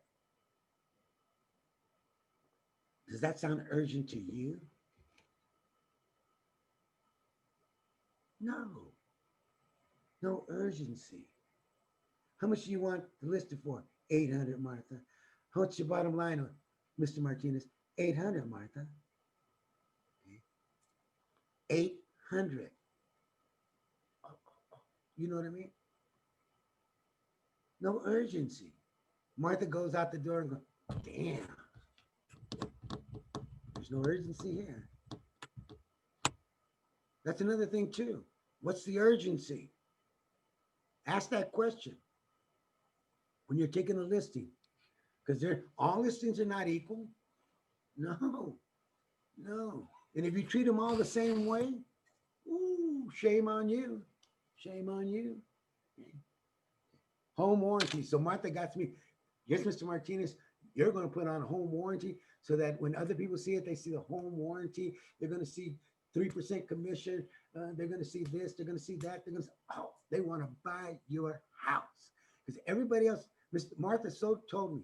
She showed me. Not only told me, but she showed me on the comparables the commission that are being offered in the community. Mr. Martinez, you can see the ones that are listed at 2%. They're sitting around for 32 to 72 days. The ones that are offering 2.5% are sitting about 30 days to 15 days. And the ones that are offering 15%, they've sold between 1 day to 10 days. I'm going to be offering that 3%. Thank you, Mr. Martinez. And I'm going to be offering a bonus since you said if we can get it sold within the first. See, once again, knowing what my parameters are lets me do.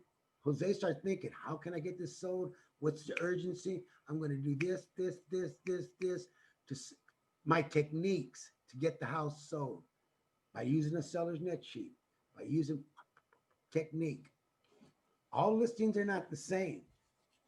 All sellers are not, and all buyers are not the same. Okay.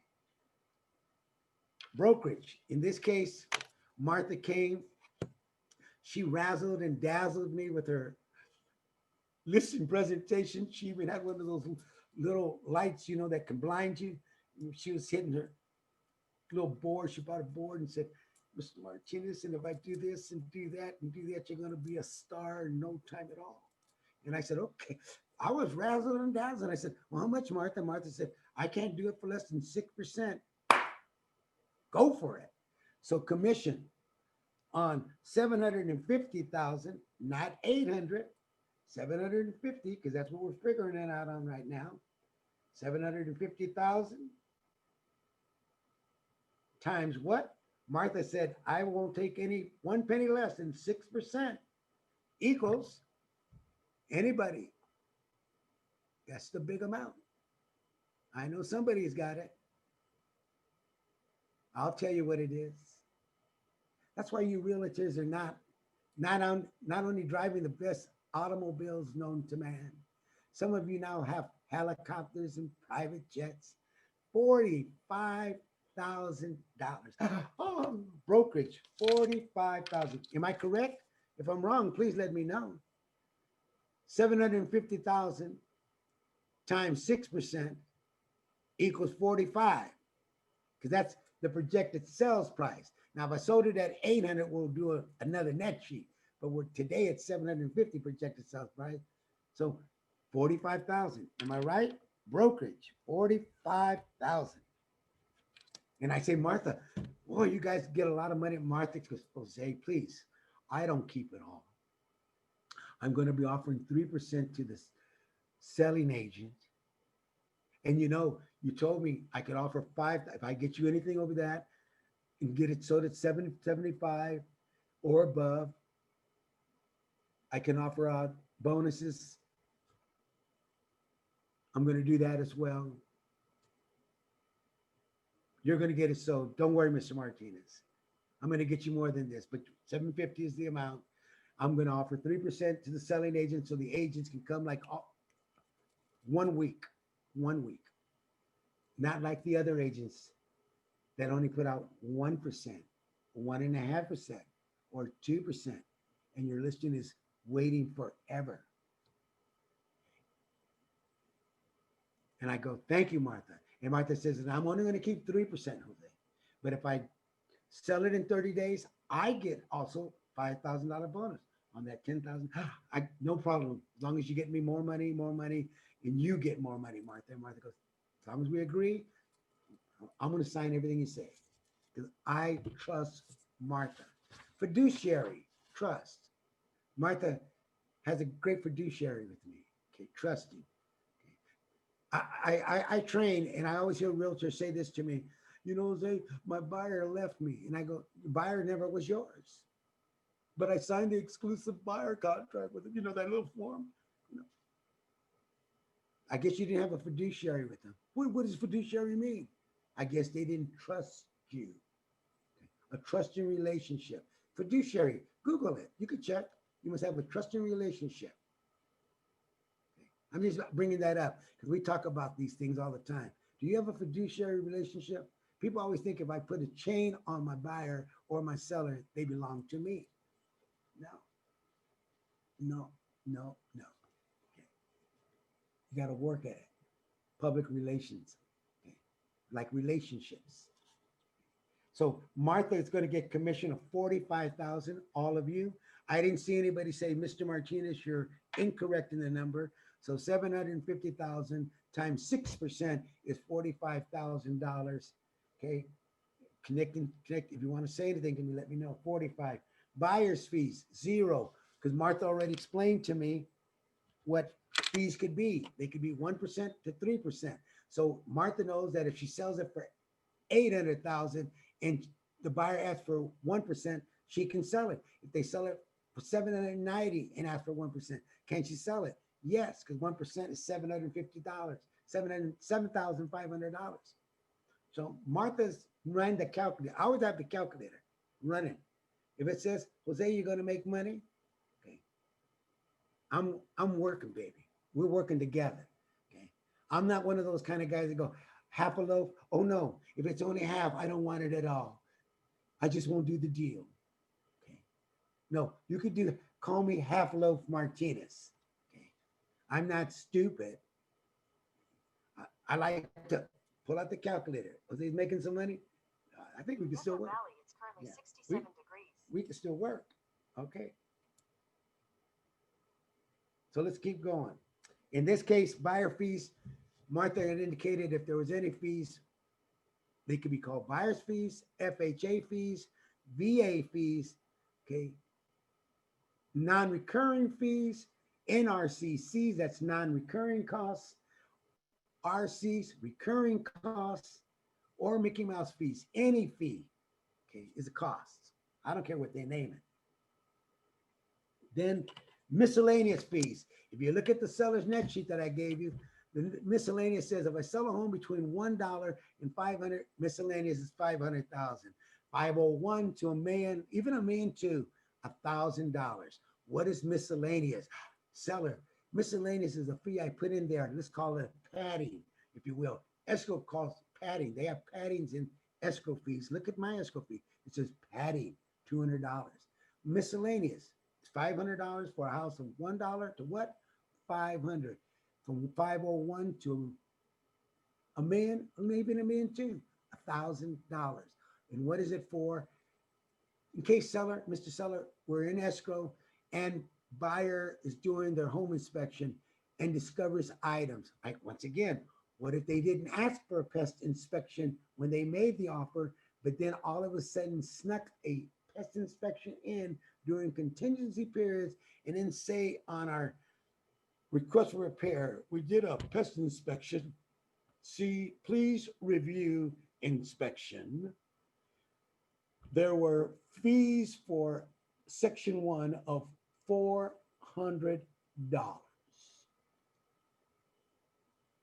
Okay. And also review home inspection and would like you to repair this, this, this, and that. And you estimated that's going to be another $350. Oh, there's $750 or maybe $800 worth of work. Well, in this case, how much are we selling the home for? $750. How much is miscellaneous? $1,000. So let's put in miscellaneous, $1,000. And in the event you're in escrow and somebody comes around you or under you or over you and tries to say, I've got a request for repair, an RR form, before you come up with the form, you can maybe resolve these issues because you got the miscellaneous there that can fix all those items up. Okay. I do not like going back to my sellers and begging and groveling for money to fix things because it's a little bit more difficult when you're already in escrow and you're going to the seller and going, well, they did the inspection and they did this and they did the pest. And you go, well, Martha goes, Martha, I thought they weren't going to be doing pests. And Martha goes, well, they did a go around on us, Jose. They didn't ask on the offer, but they did do one on their own and it came up to $400. Okay. A go around. Oh, you didn't tell me about the go around, Martha. Okay. When I do listings, I'm a listing agent and a buying agent. So I think when I take a listing like a chess player, not a checker player, what's going to happen in the future? What could happen in the future? How do I protect my clients so that this does not happen in the future? Real estate is not like a checker game. It's like a chess game. You need to think about what can happen to your client now, or what can a buyer do later and come through the back door. Okay. So in this case, if I have miscellaneous there, I can probably protect my sellers from those issues that may come in later from the back door because they weren't presented during the offer, the front door. Okay. So we have $1,000, $750 comes in when we open up escrow. Request for repairs, not an issue. I don't have to go to my seller. All I'm simply saying to the seller, this came up during contingency period. We have the funds in the net sheet to cover it. So we're good. Thank you. Instead of going to them and saying, we found pests, we found this, they found that, and the buyers would like us to pay. And by the way, they'd like you to leave them another bonus. Okay. And that's a separate thing. Okay. Because I see sometimes buyers say, can you leave me 2,500 or 3,000, ask a specific amount. You can't never leave money, but I always tell the agent that gives me something like that, talk to your lender before you start asking me for money, okay? You selling agents out there, whenever you're gonna put anything like money in a request for repair, talk to your lender first. I've had somebody ask for me for 10,000. That's sort of stupid to me, asking me for 10, even if I'd give it to you. You're gonna get a loan. You better talk to your lender and find out if they don't mind you asking for $10,000 credit when the deal closes. I bet you they're going to tell you you're out of your mind. Okay. Just some tips. All right. So miscellaneous, we got there. PTT, private transfer tax. This home, we're going to pretend Martha got it, and this home was built in 1979. So we asked the seller, anyhow, is there a private transfer tax? And I say, no, there is no private transfer tax. But just so you'll know, most of you, private transfer tax didn't come prevalent or involved until about 1999. So when I get into a property of 1999 or above, that's when I sort of, that question really comes into play. What is the private transfer tax? It's not going to be in the title, so you won't find it in title. Some people call it enhancement fees. Like if you go into Corona at the Trilogy, they have, if you go into the Trilogy, they have a private transfer tax. They call it an enhancement fee, which goes toward money to enhance the community. And it's 1% of sales price. So if you sold something like for 750,000, how much is that? 7,500. Who splits that fee? In the Trilogy, it's split between both buyer and seller.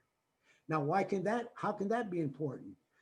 If you took a listing and you, the listing agent, didn't know about a private transfer fee, and your sellers didn't know about it either, wow, that's a concept. And you list it, and all of a sudden you're in escrow, and the escrow officer says, hey, there's a 1% private transfer fee. Who's going to pay for it? Now the buyer might say, I'm not going to pay. Why? Because that's $7,550. You see how that could be a problem? So you listing agents are supposed to know the areas you're working in. In this case, this has no private transfer fee, private transfer tax. Okay, but in some areas they do. I'll give you one property builder that always has it, Lennar, and they are running to anywhere between $350 to $750. Okay, I don't know who pays it. I think it's usually the buyer. Okay, the buyer pays it coming in, and then he goes out, and the next buyer pays it coming in. Okay, everybody gets in that way. Okay. In this case, let's put 0, 0. Excuse me, can I ask a question? Yes. So what's the best way for us to find out about the private transfer tax? When we get a listing, where do we go? Like the HOA or? You can try to go to the HOA. Once again, I'm not going to try to be facetious or rude to anybody here. Anytime, especially if you're working near new homes, if you're working near new homes, I'd be walking into the new homes and getting their brochures and asking them, do they have private transfer taxes? A lot of you work near new homes are being built. So that's number one. Number two, you have to go to the sellers because they're the best source. And here's the problem. I lived in a community where they had private transfer tax. And if you ask the owners, a lot of them don't even know they have it. Why? Because when we're buying a house, that's the last thing we're hearing. They're telling you about, what are you putting in? I want the carpet, I want the tile, I want the this, I want the that. And here's your HOA forms, and here's your CC&Rs. And don't forget, Mr. Martinez, to review it. And it goes in one ear and goes out the other. So it is, if you ask a lawyer and you're in court, the lawyer will say that's your job because you're the listing agent to find out. There is no source for it. I'd go to the HOA. I would go to the escrow companies that you work with and say to them, by the way, I work in this area, and this area. Here are some of the streets in those areas. Have they ever came up with private transfer tax? That's another way of finding out. My escrow companies are very good at trying to make me smarter. So I utilize their information. So once again, you can go to your resources, but it's not going to be in the title because it's not in title, but that doesn't mean your title rep might not know. Your escrow officer might know. But when you take a listing, that's what you're going to do. Ask Mr. Seller, do you know of a private transfer tax? Yes or no? Or do you know, Jane, of a private transfer tax? Yes or no? And if both of you don't know, then you got to put 0. If it comes out in escrow, that is going to be what I call a contingency. You didn't know about it. The seller didn't know about it. I couldn't disclose this to you, but we're finding out. And once again, here we go. I'll use what the property we're using. Let's pretend that we got an offer at $780. Just an example. Client will take $750. Private transfer tax comes up. It says buyer has to pay half, seller has to pay half, but the buyer says, I won't pay half. What is that? $7,500. Can we pay for it? Yes, because we got $780.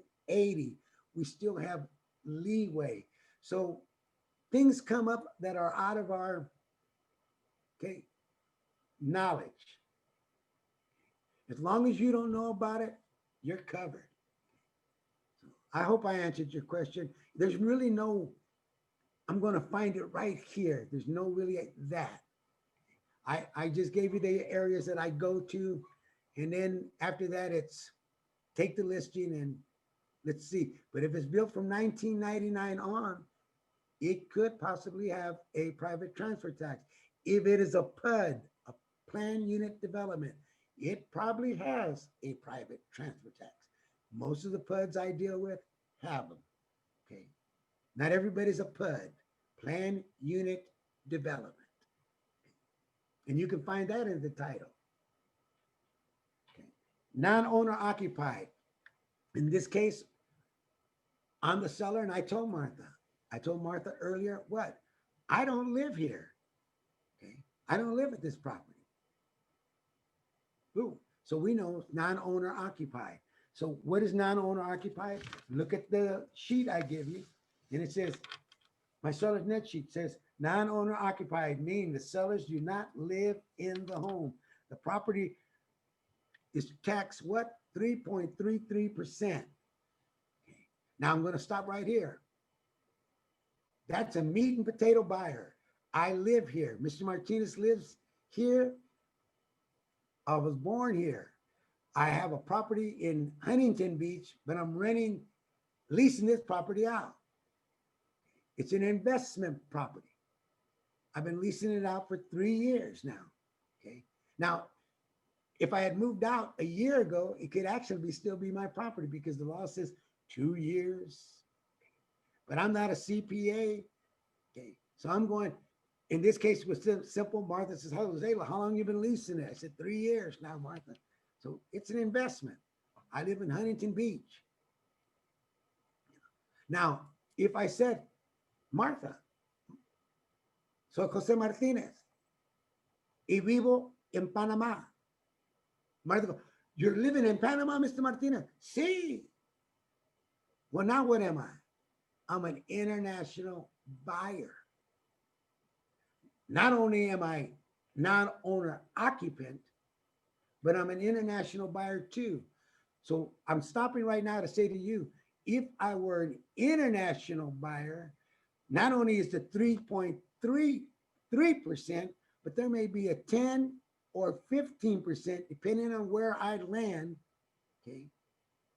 And this one sounds like if I didn't live here, didn't own here, I might be at that 3. My escrow officer would be telling me, Jose, and add another 15% of sales price.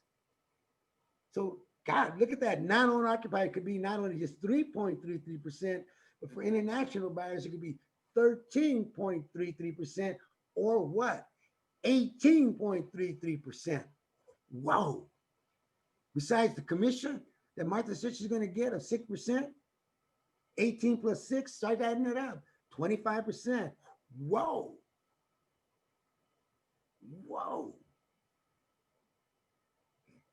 So I'm only speaking to you out there, you agents who are getting these buyers, who are international buyers. You need to explain to your buyers when they're buying what the consequences are going to be when they sell.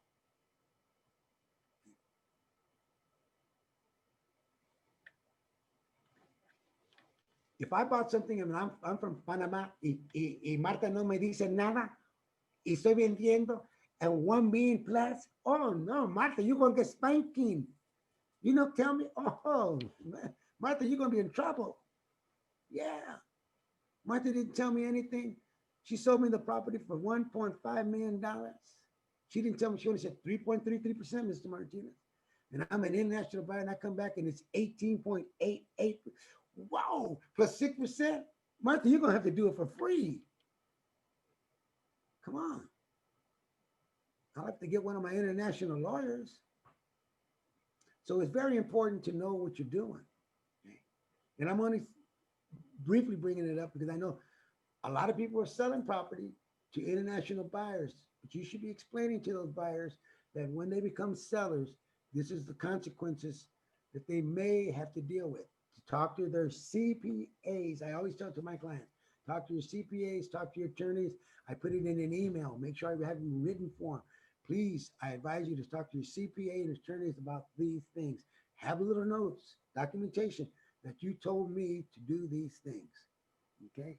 Non-owner occupancy, 3.33% of 750,000. Let's put it in there. 750,000. Let's find that calculator. 750,000. Whoa. Times what? 3.33% equals. No, Martha. Really? That much? How much? Betsy, come on, tell me how much. 3.33% of 750,000 is somebody. Tell me the bad news. I'll tell you then. $24,975. Here we go. $24,975 because I'm a non-owner occupied person. They're going to take out in escrow, and all escrows will do it. Nobody, they're not one escrow is going to say, oh, I won't do that. Don't worry, I can get away from that. No, all escrows have to do that. It's federal and state. Federal and state of 24,000. How much? $975. Now, I go, Martha, that's a lot of money. And then Martha says, calm down, Mr. Martinez. Now, I'm not a CPA nor an attorney. But if you've been paying your taxes all the time, you may be able to retrieve that money back when you do your taxes. You mean I can get that money back, maybe, Martha? Yes, Mr. Martinez. So why am I paying it now? Because escrow takes out automatically 3.33% for federal and state out of all non-owner occupied properties, because the law requires that. Okay. And if you've paid your taxes, you may be able to get it back. Now, Mr. Martinez, if you haven't paid taxes, this just may be a portion of what you're going to be paying. Oh no, Martha, I pay my taxes all the time. I got a good accountant. He takes it out every year. Then talk to him and give him this information when you close escrow. Now you see, that money may be coming back to me. And if I'm an international buyer, talk to your CPA or your attorney. Because yes, you may be paying 13%. Yes, you may be paying 18%. But talk to your attorney so you can figure out a way how to get your money back. Because I am only what? A realtor. So in this case, the reality is right now, escrow, not Jose. Don't get mad at me, Mr. Martinez. Martha says, and I go, I'm sorry, Martha. And Martha goes, okay, don't worry, Jose. We're going to be like 24,975, and then your $45,000. I mean, my God, then you flying in a helicopter? I mean, it scared me. Come on. Realtors, woo, woo, you know, I get that realtor magazine. I'm reading about you guys. I know about you guys. Mm-hmm. So there it is. So now we have in front of us all the fees that it will be, estimated costs. Let's add them all up. Here's the part I like. We're all adding them up at home. Let's add up all of our fees and let's see what number we come up with. All right. I will say the fees as we go down so that you can have it. Maybe I can have it, but let's start together. Escrow fees of what? $1,700 and what? $50 plus sub escrow of 75 plus 125 plus 125 plus what? Is that 2070? Yes, 2070. I can't even read my own writing. Plus 1,650 for what? For transfer fees, Plus what else? Plus 125. 125. Plus 3,972. That's for that monthly payment. Plus 200. Plus what? 550 for that home protection. Plus, 45,000 for what? Commission. Plus 1,000 for what? Miscellaneous. And the last fee for non-owner occupancy plus 24,900 and what? $75 equals. Can anybody give me the total amount? I don't want to give it out. I got it. I'll tell you what I have. I'll show it to you. But somebody give me the total amount that you have. 81617. 81617. You are correct. 81617. That's what everybody should have. So the estimated costs are 81,617. You look at your seller's net sheet where it says less estimated costs, put estimated cost there of $81,617. So what are we doing? We know that our projected gross equity is how much? $300,000. Is everybody with me? Take away what? Garbage fees. Oh, those are the garbage fees. You remember escrow, title, and garbage fees? Estimated costs, escrow, title, sub escrow, reconveyance, minus how much? 81,617 equals how much? You can say, Mr. Martinez, you're going to be, when we close escrow, you'll receive back how much? Anybody? Eric, don't be afraid. How much am I going to get back? $218,383. $218,383. If I have 300,000 minus 81,617 gives me 218,383. So I'd be saying to my client today, Martha is saying to me, Mr. Martinez, if we sell it at 750 and these figures hold up, you will get 218,383. But if we sell it above 750, anything above that will bring you more money. If we sell it at 800,000, which I think we'll get, that means you would be getting 200, and that's easy to add. 50 plus 218 and 383, 268, 383, Mr. Martinez. Oh, Martha, if I can get that, I'm going to be so thrilled. But I'll be happy with 218. I'll be able to go out and buy my mobile home, pay for it cash. And oh my God, my dreams are coming true. Oh, Martha, Martha, Martha. And Martha got a net sheet and she says, Mr. Martinez, I'm going to sign it. Agent, realtor, this is just an estimate. You sign it, please, and date it. And we both have it because it's a seller's net sheet.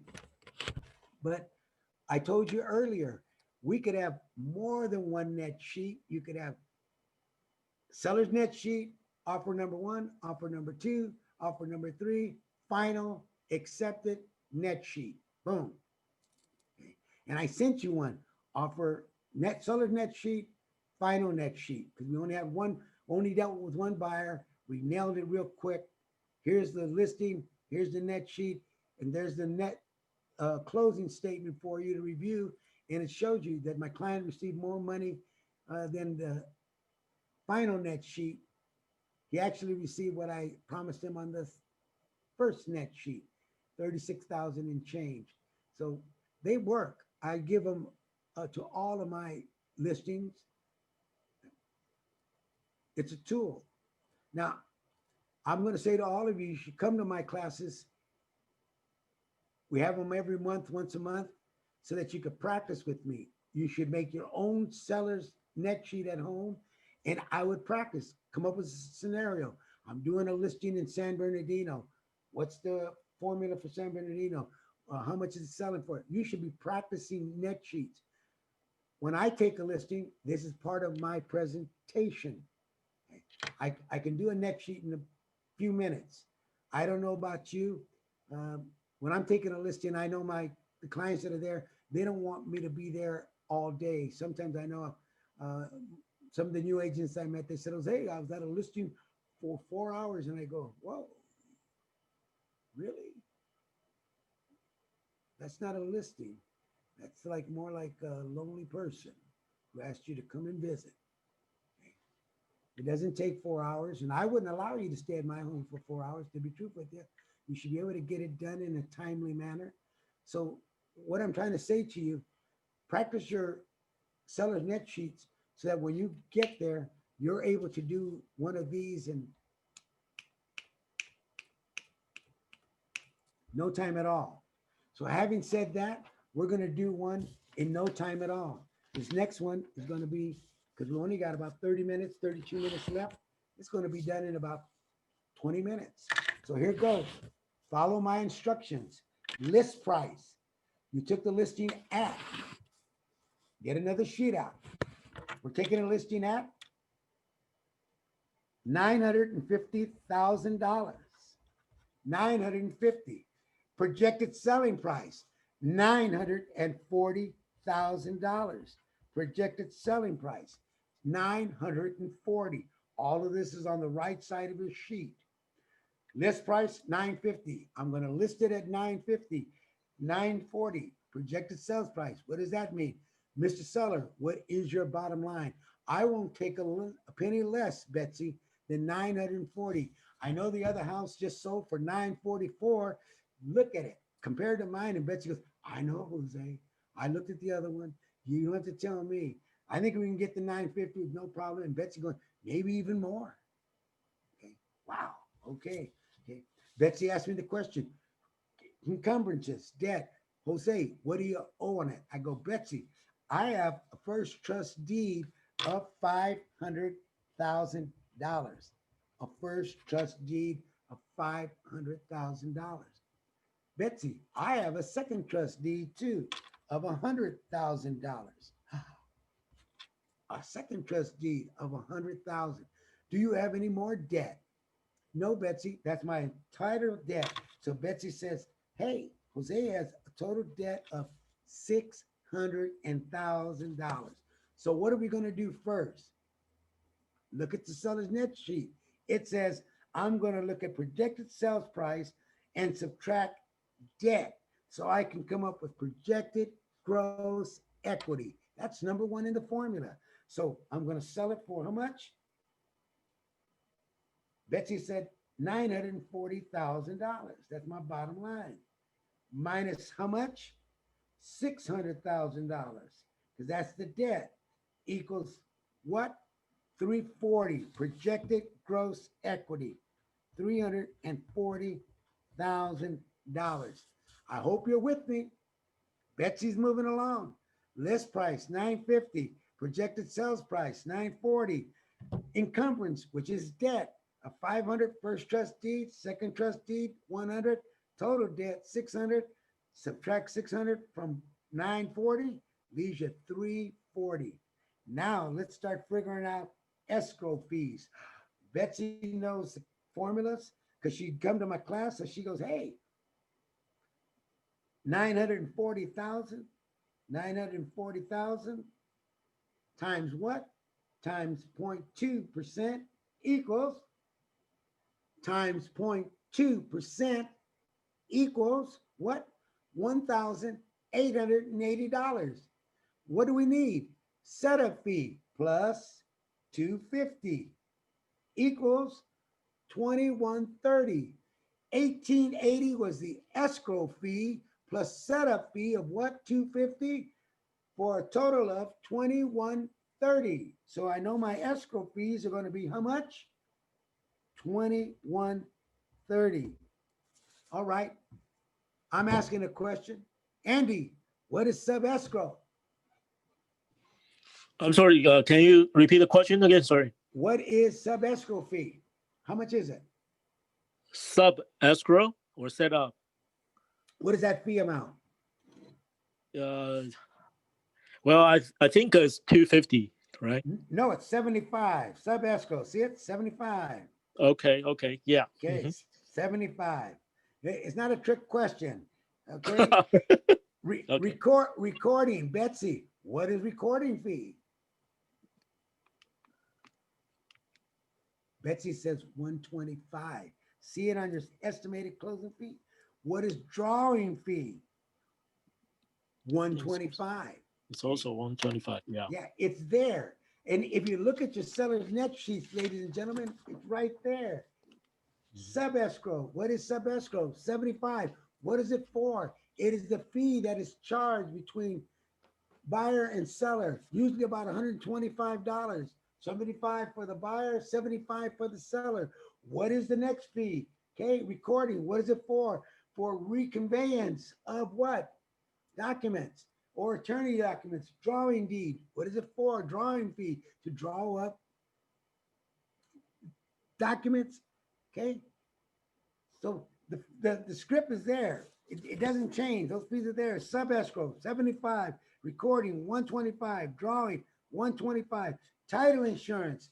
Uh-oh, we need to go to our chart. Grab the chart real quick. Title insurance. How much we're selling this one for? We're selling it for $940,000. So I look at my title chart. 940.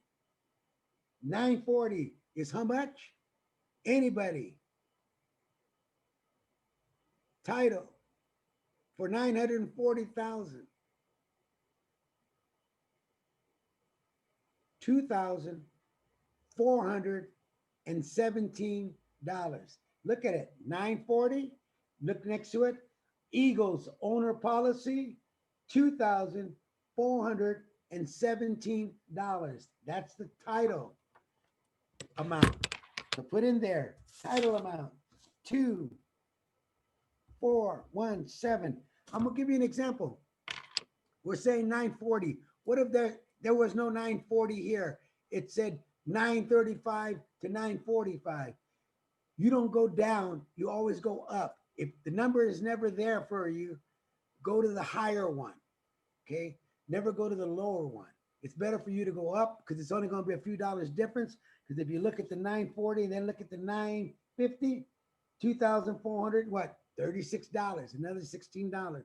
So don't go low, go up. If you're not sure, don't go down, go up. Okay.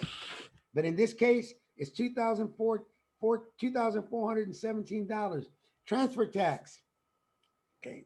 Oh, we're going to pretend this was in San Bernardino County. You live in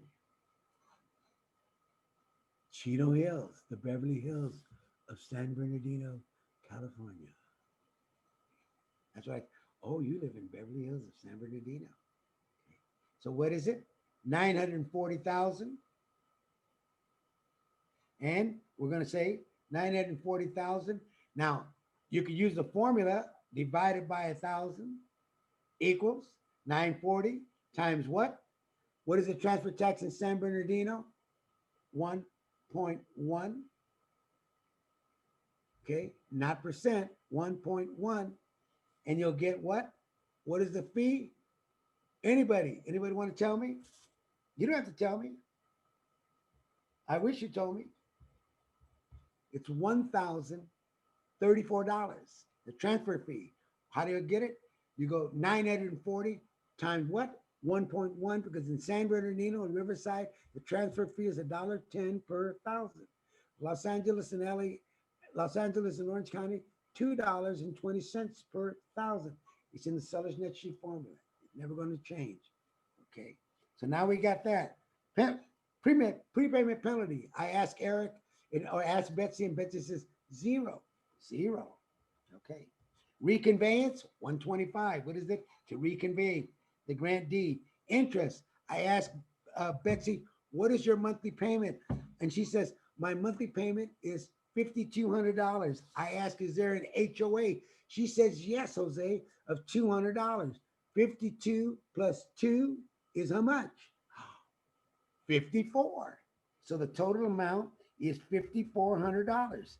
Why? Because her interest payment is $5,200 and her HOA is $200 for a total of $5,400. Okay. Preps and docs, $200. Okay. Appraisal, zero. Pest inspection. Betsy says, we're not going to get a pest inspection. She doesn't say, let's get a pest inspection, because that's the way she does her business. See no evil, hear no evil, speak no evil. It's all legal. Okay. I like to get the inspection so I can tell you it's clear. It's got pests, but we're going to pay for it. It's got pests, but we're not going to pay for it. It's still same thing, but I'm just telling you it's as is condition. Like if I got a home inspection for my property, if a seller gets a home inspection, what is he showing you? This is a home inspection telling you, your buyers, the as is condition. And what does the buyer do? I don't believe seller's home inspection. I'm going to get my own so I can find out what really is as is. Okay. FHA, VA costs zero because we're taking the listing. But Betsy informed me very clearly, Jose, there could be anywhere between 1% to 3% that the buyers could ask under the guide, under the name of FHA, VA, non-recurring closing costs, recurring closing costs, lender fees, Mickey Mouse costs, Jose costs, or any cost that we want to put in there, bonuses, or whatever we want to do. Thank you, Betsy, for telling me. In this case, zero. Home warranty, Betsy says, we're not going to put a home warranty, so let's put zero. No home warranty. Betsy goes, no, Jose, your house is brand new. It's beautiful, built in 2017. They love it. So I go, okay. Brokerage. Once again, Betsy Ann what can I say? She was dynamic when she did her presentation. She not only, now, Martha had that little thing with the light, okay, the green light. I can't think of the name right now. But Betsy, she had a, I mean, surround the sound computer. You know, some of you guys are just technologically.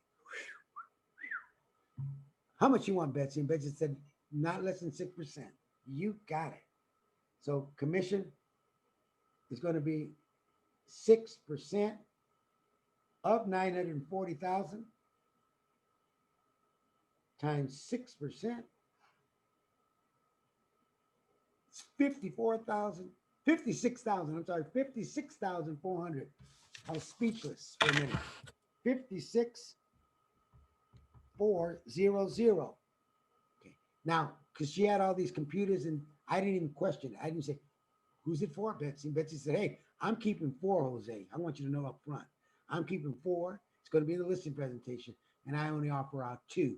But they sell around here offering out 2. And I go, whatever you say, Betsy. Okay. Now that was something else. Commission. Who's keeping the commission? I don't tell people. Some people tell you. Betsy told me, I keep 4, offer out 2. That's the way I roll. Okay, Betsy, I'm going with you. 56.4. That's why she's driving in that Mercedes. Okay. Buyer's fees. Betsy says, when I take a listing, I went to Jose's class. Buyer's fees, it's going to be 0. Miscellaneous, $1,000, Mr. Martinez. What is it for, Betsy? In the event that we're in escrow, Mr. Martinez, and things come up, such as they do an inspection and miscellaneous things may come up. They may do a pest inspection. They may do a home inspection. They may do a, you don't know, roof inspection, electrical inspection. They have the right to do any and all inspections during the contingency period. You know that, Mr. Martinez? Yes. And if they do those inspections and come up with anything, we have $1,000 there to rectify and pay for those items. And in the event that they don't use any of that money, it goes back to you. Wow. So if they don't use any of the money, Betsy, I get it back. Yes. I hope they don't use any of it. So do I. Okay. But right now it's $1,000, Mr. Martinez. Okay. PTT, private transfer tax. I ask, I say to you, no, Betsy, I have no private transfer tax. The community across from me does have a private transfer tax. It's in the PUD, but I moved in the community, has only HOA, but no private transfer tax. And Betsy says, okay, Mr. Martinez, I'm going on what you're telling me. Yes, I'm confident. Okay. And you live here, so there's no non-owner. Let's add up all the fees, Mr. Martinez, and see what it will cost for you to sell this property. Are you all with me? Here we go. Escrow fees, $2,130. Plus what? 75 plus 125 plus 125 plus what? 2417 plus 1034. 1034. I couldn't tell what I was saying. Plus 125 plus 5,400 plus 200 plus 56,400 for Betsy gets 4% commission and 1,000 for a total of 69,031. So now you take away that 69,000 from the 340,000 minus what? 69031 equals how much? Anybody? 270,969. 969. Thank you very much. I'm so thrilled. Thank you very much. Now, here goes. When I'm taking a listing, one of the questions I do ask is, Betsy said to me, Jose, what do you plan on doing when you sell your home? And I go, well, Betsy, once I get out of here, I want to move further east. I'm going to move toward Yucca Valley. I can buy a home there cash. And if I can get around 200,000, I'm going to be willing to do it. 210,000 will let me do it. And then Betsy goes, okay. And then Betsy says, because Betsy's thinking, Betsy been was at Mr. Martinez's class, and she remembered, don't think it's just about one deal. Think about 2, 3, 4. How many deals am I going to put together for Mr. Martinez? And she says, Mr. Martinez, if I can sell this property and get you that 200,000, 210 or more to buy that property in Yucca Valley, I know Yucca Valley. Can I show you properties there and be your agent? And I go, why, of course, Betsy. Okay. And Betsy goes, okay. And then we're selling it. And how much we're selling, I'm getting $270,969. Am I not? And you guys say to me and remind me, Mr. Martinez, let's go look for your property in Yucca Valley. So I always like to not only know the urgency, but what are your plans? What are your plans? Those are important questions to ask when you're taking a listing. Not just, hey, well, let's get the listing, okay? What is the urgency in the listing and what are your plans? Why? Because this may be more than one deal. This may be 2 deals. This may be 3 deals. How can that be? Mr. Martinez says, Betsy, once I get this sold, I'm going to do a 1031. And I'm going to go out and buy maybe 3 properties in Yucca Valley. So if I can get 200,000 or 210 or anything above, that will allow me to do that. And Betsy says, I went to Jose's class. Now she's really smiling because she's had somebody make possibly 4 transactions. The one she has now and 3 more. Money, money, money, money. So when I'm taking a listing, I'm not a checker player. I'm a chess player.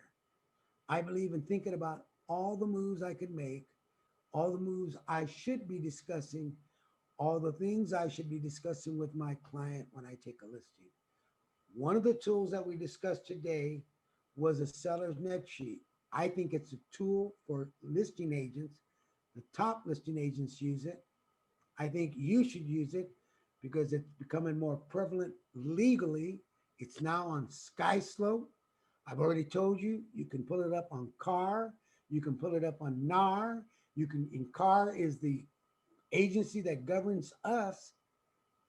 So if I were in court, the question would be, do you use a seller's net sheet? And the answer is either yes or no.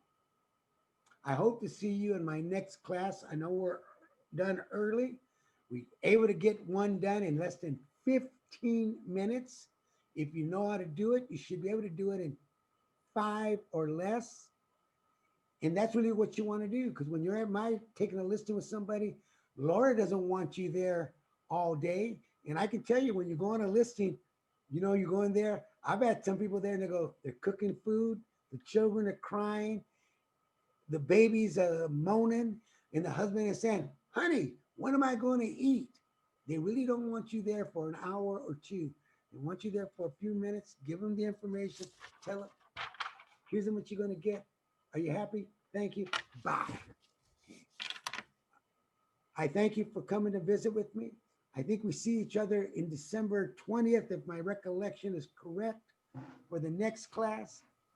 And really, this is something about coming over and repeating with me until you become proficient. I'll see you next month. Jose, your next class is December 11th, December 11th, Friday the 11th from 10 to 12. 10 to 12. Yeah. Until then, peace and love. Thank you, Jose. I appreciate the class. Thank Be you. kind to one another. Be kind to one Bye, everyone. another. Bye-bye. Take care. Take care.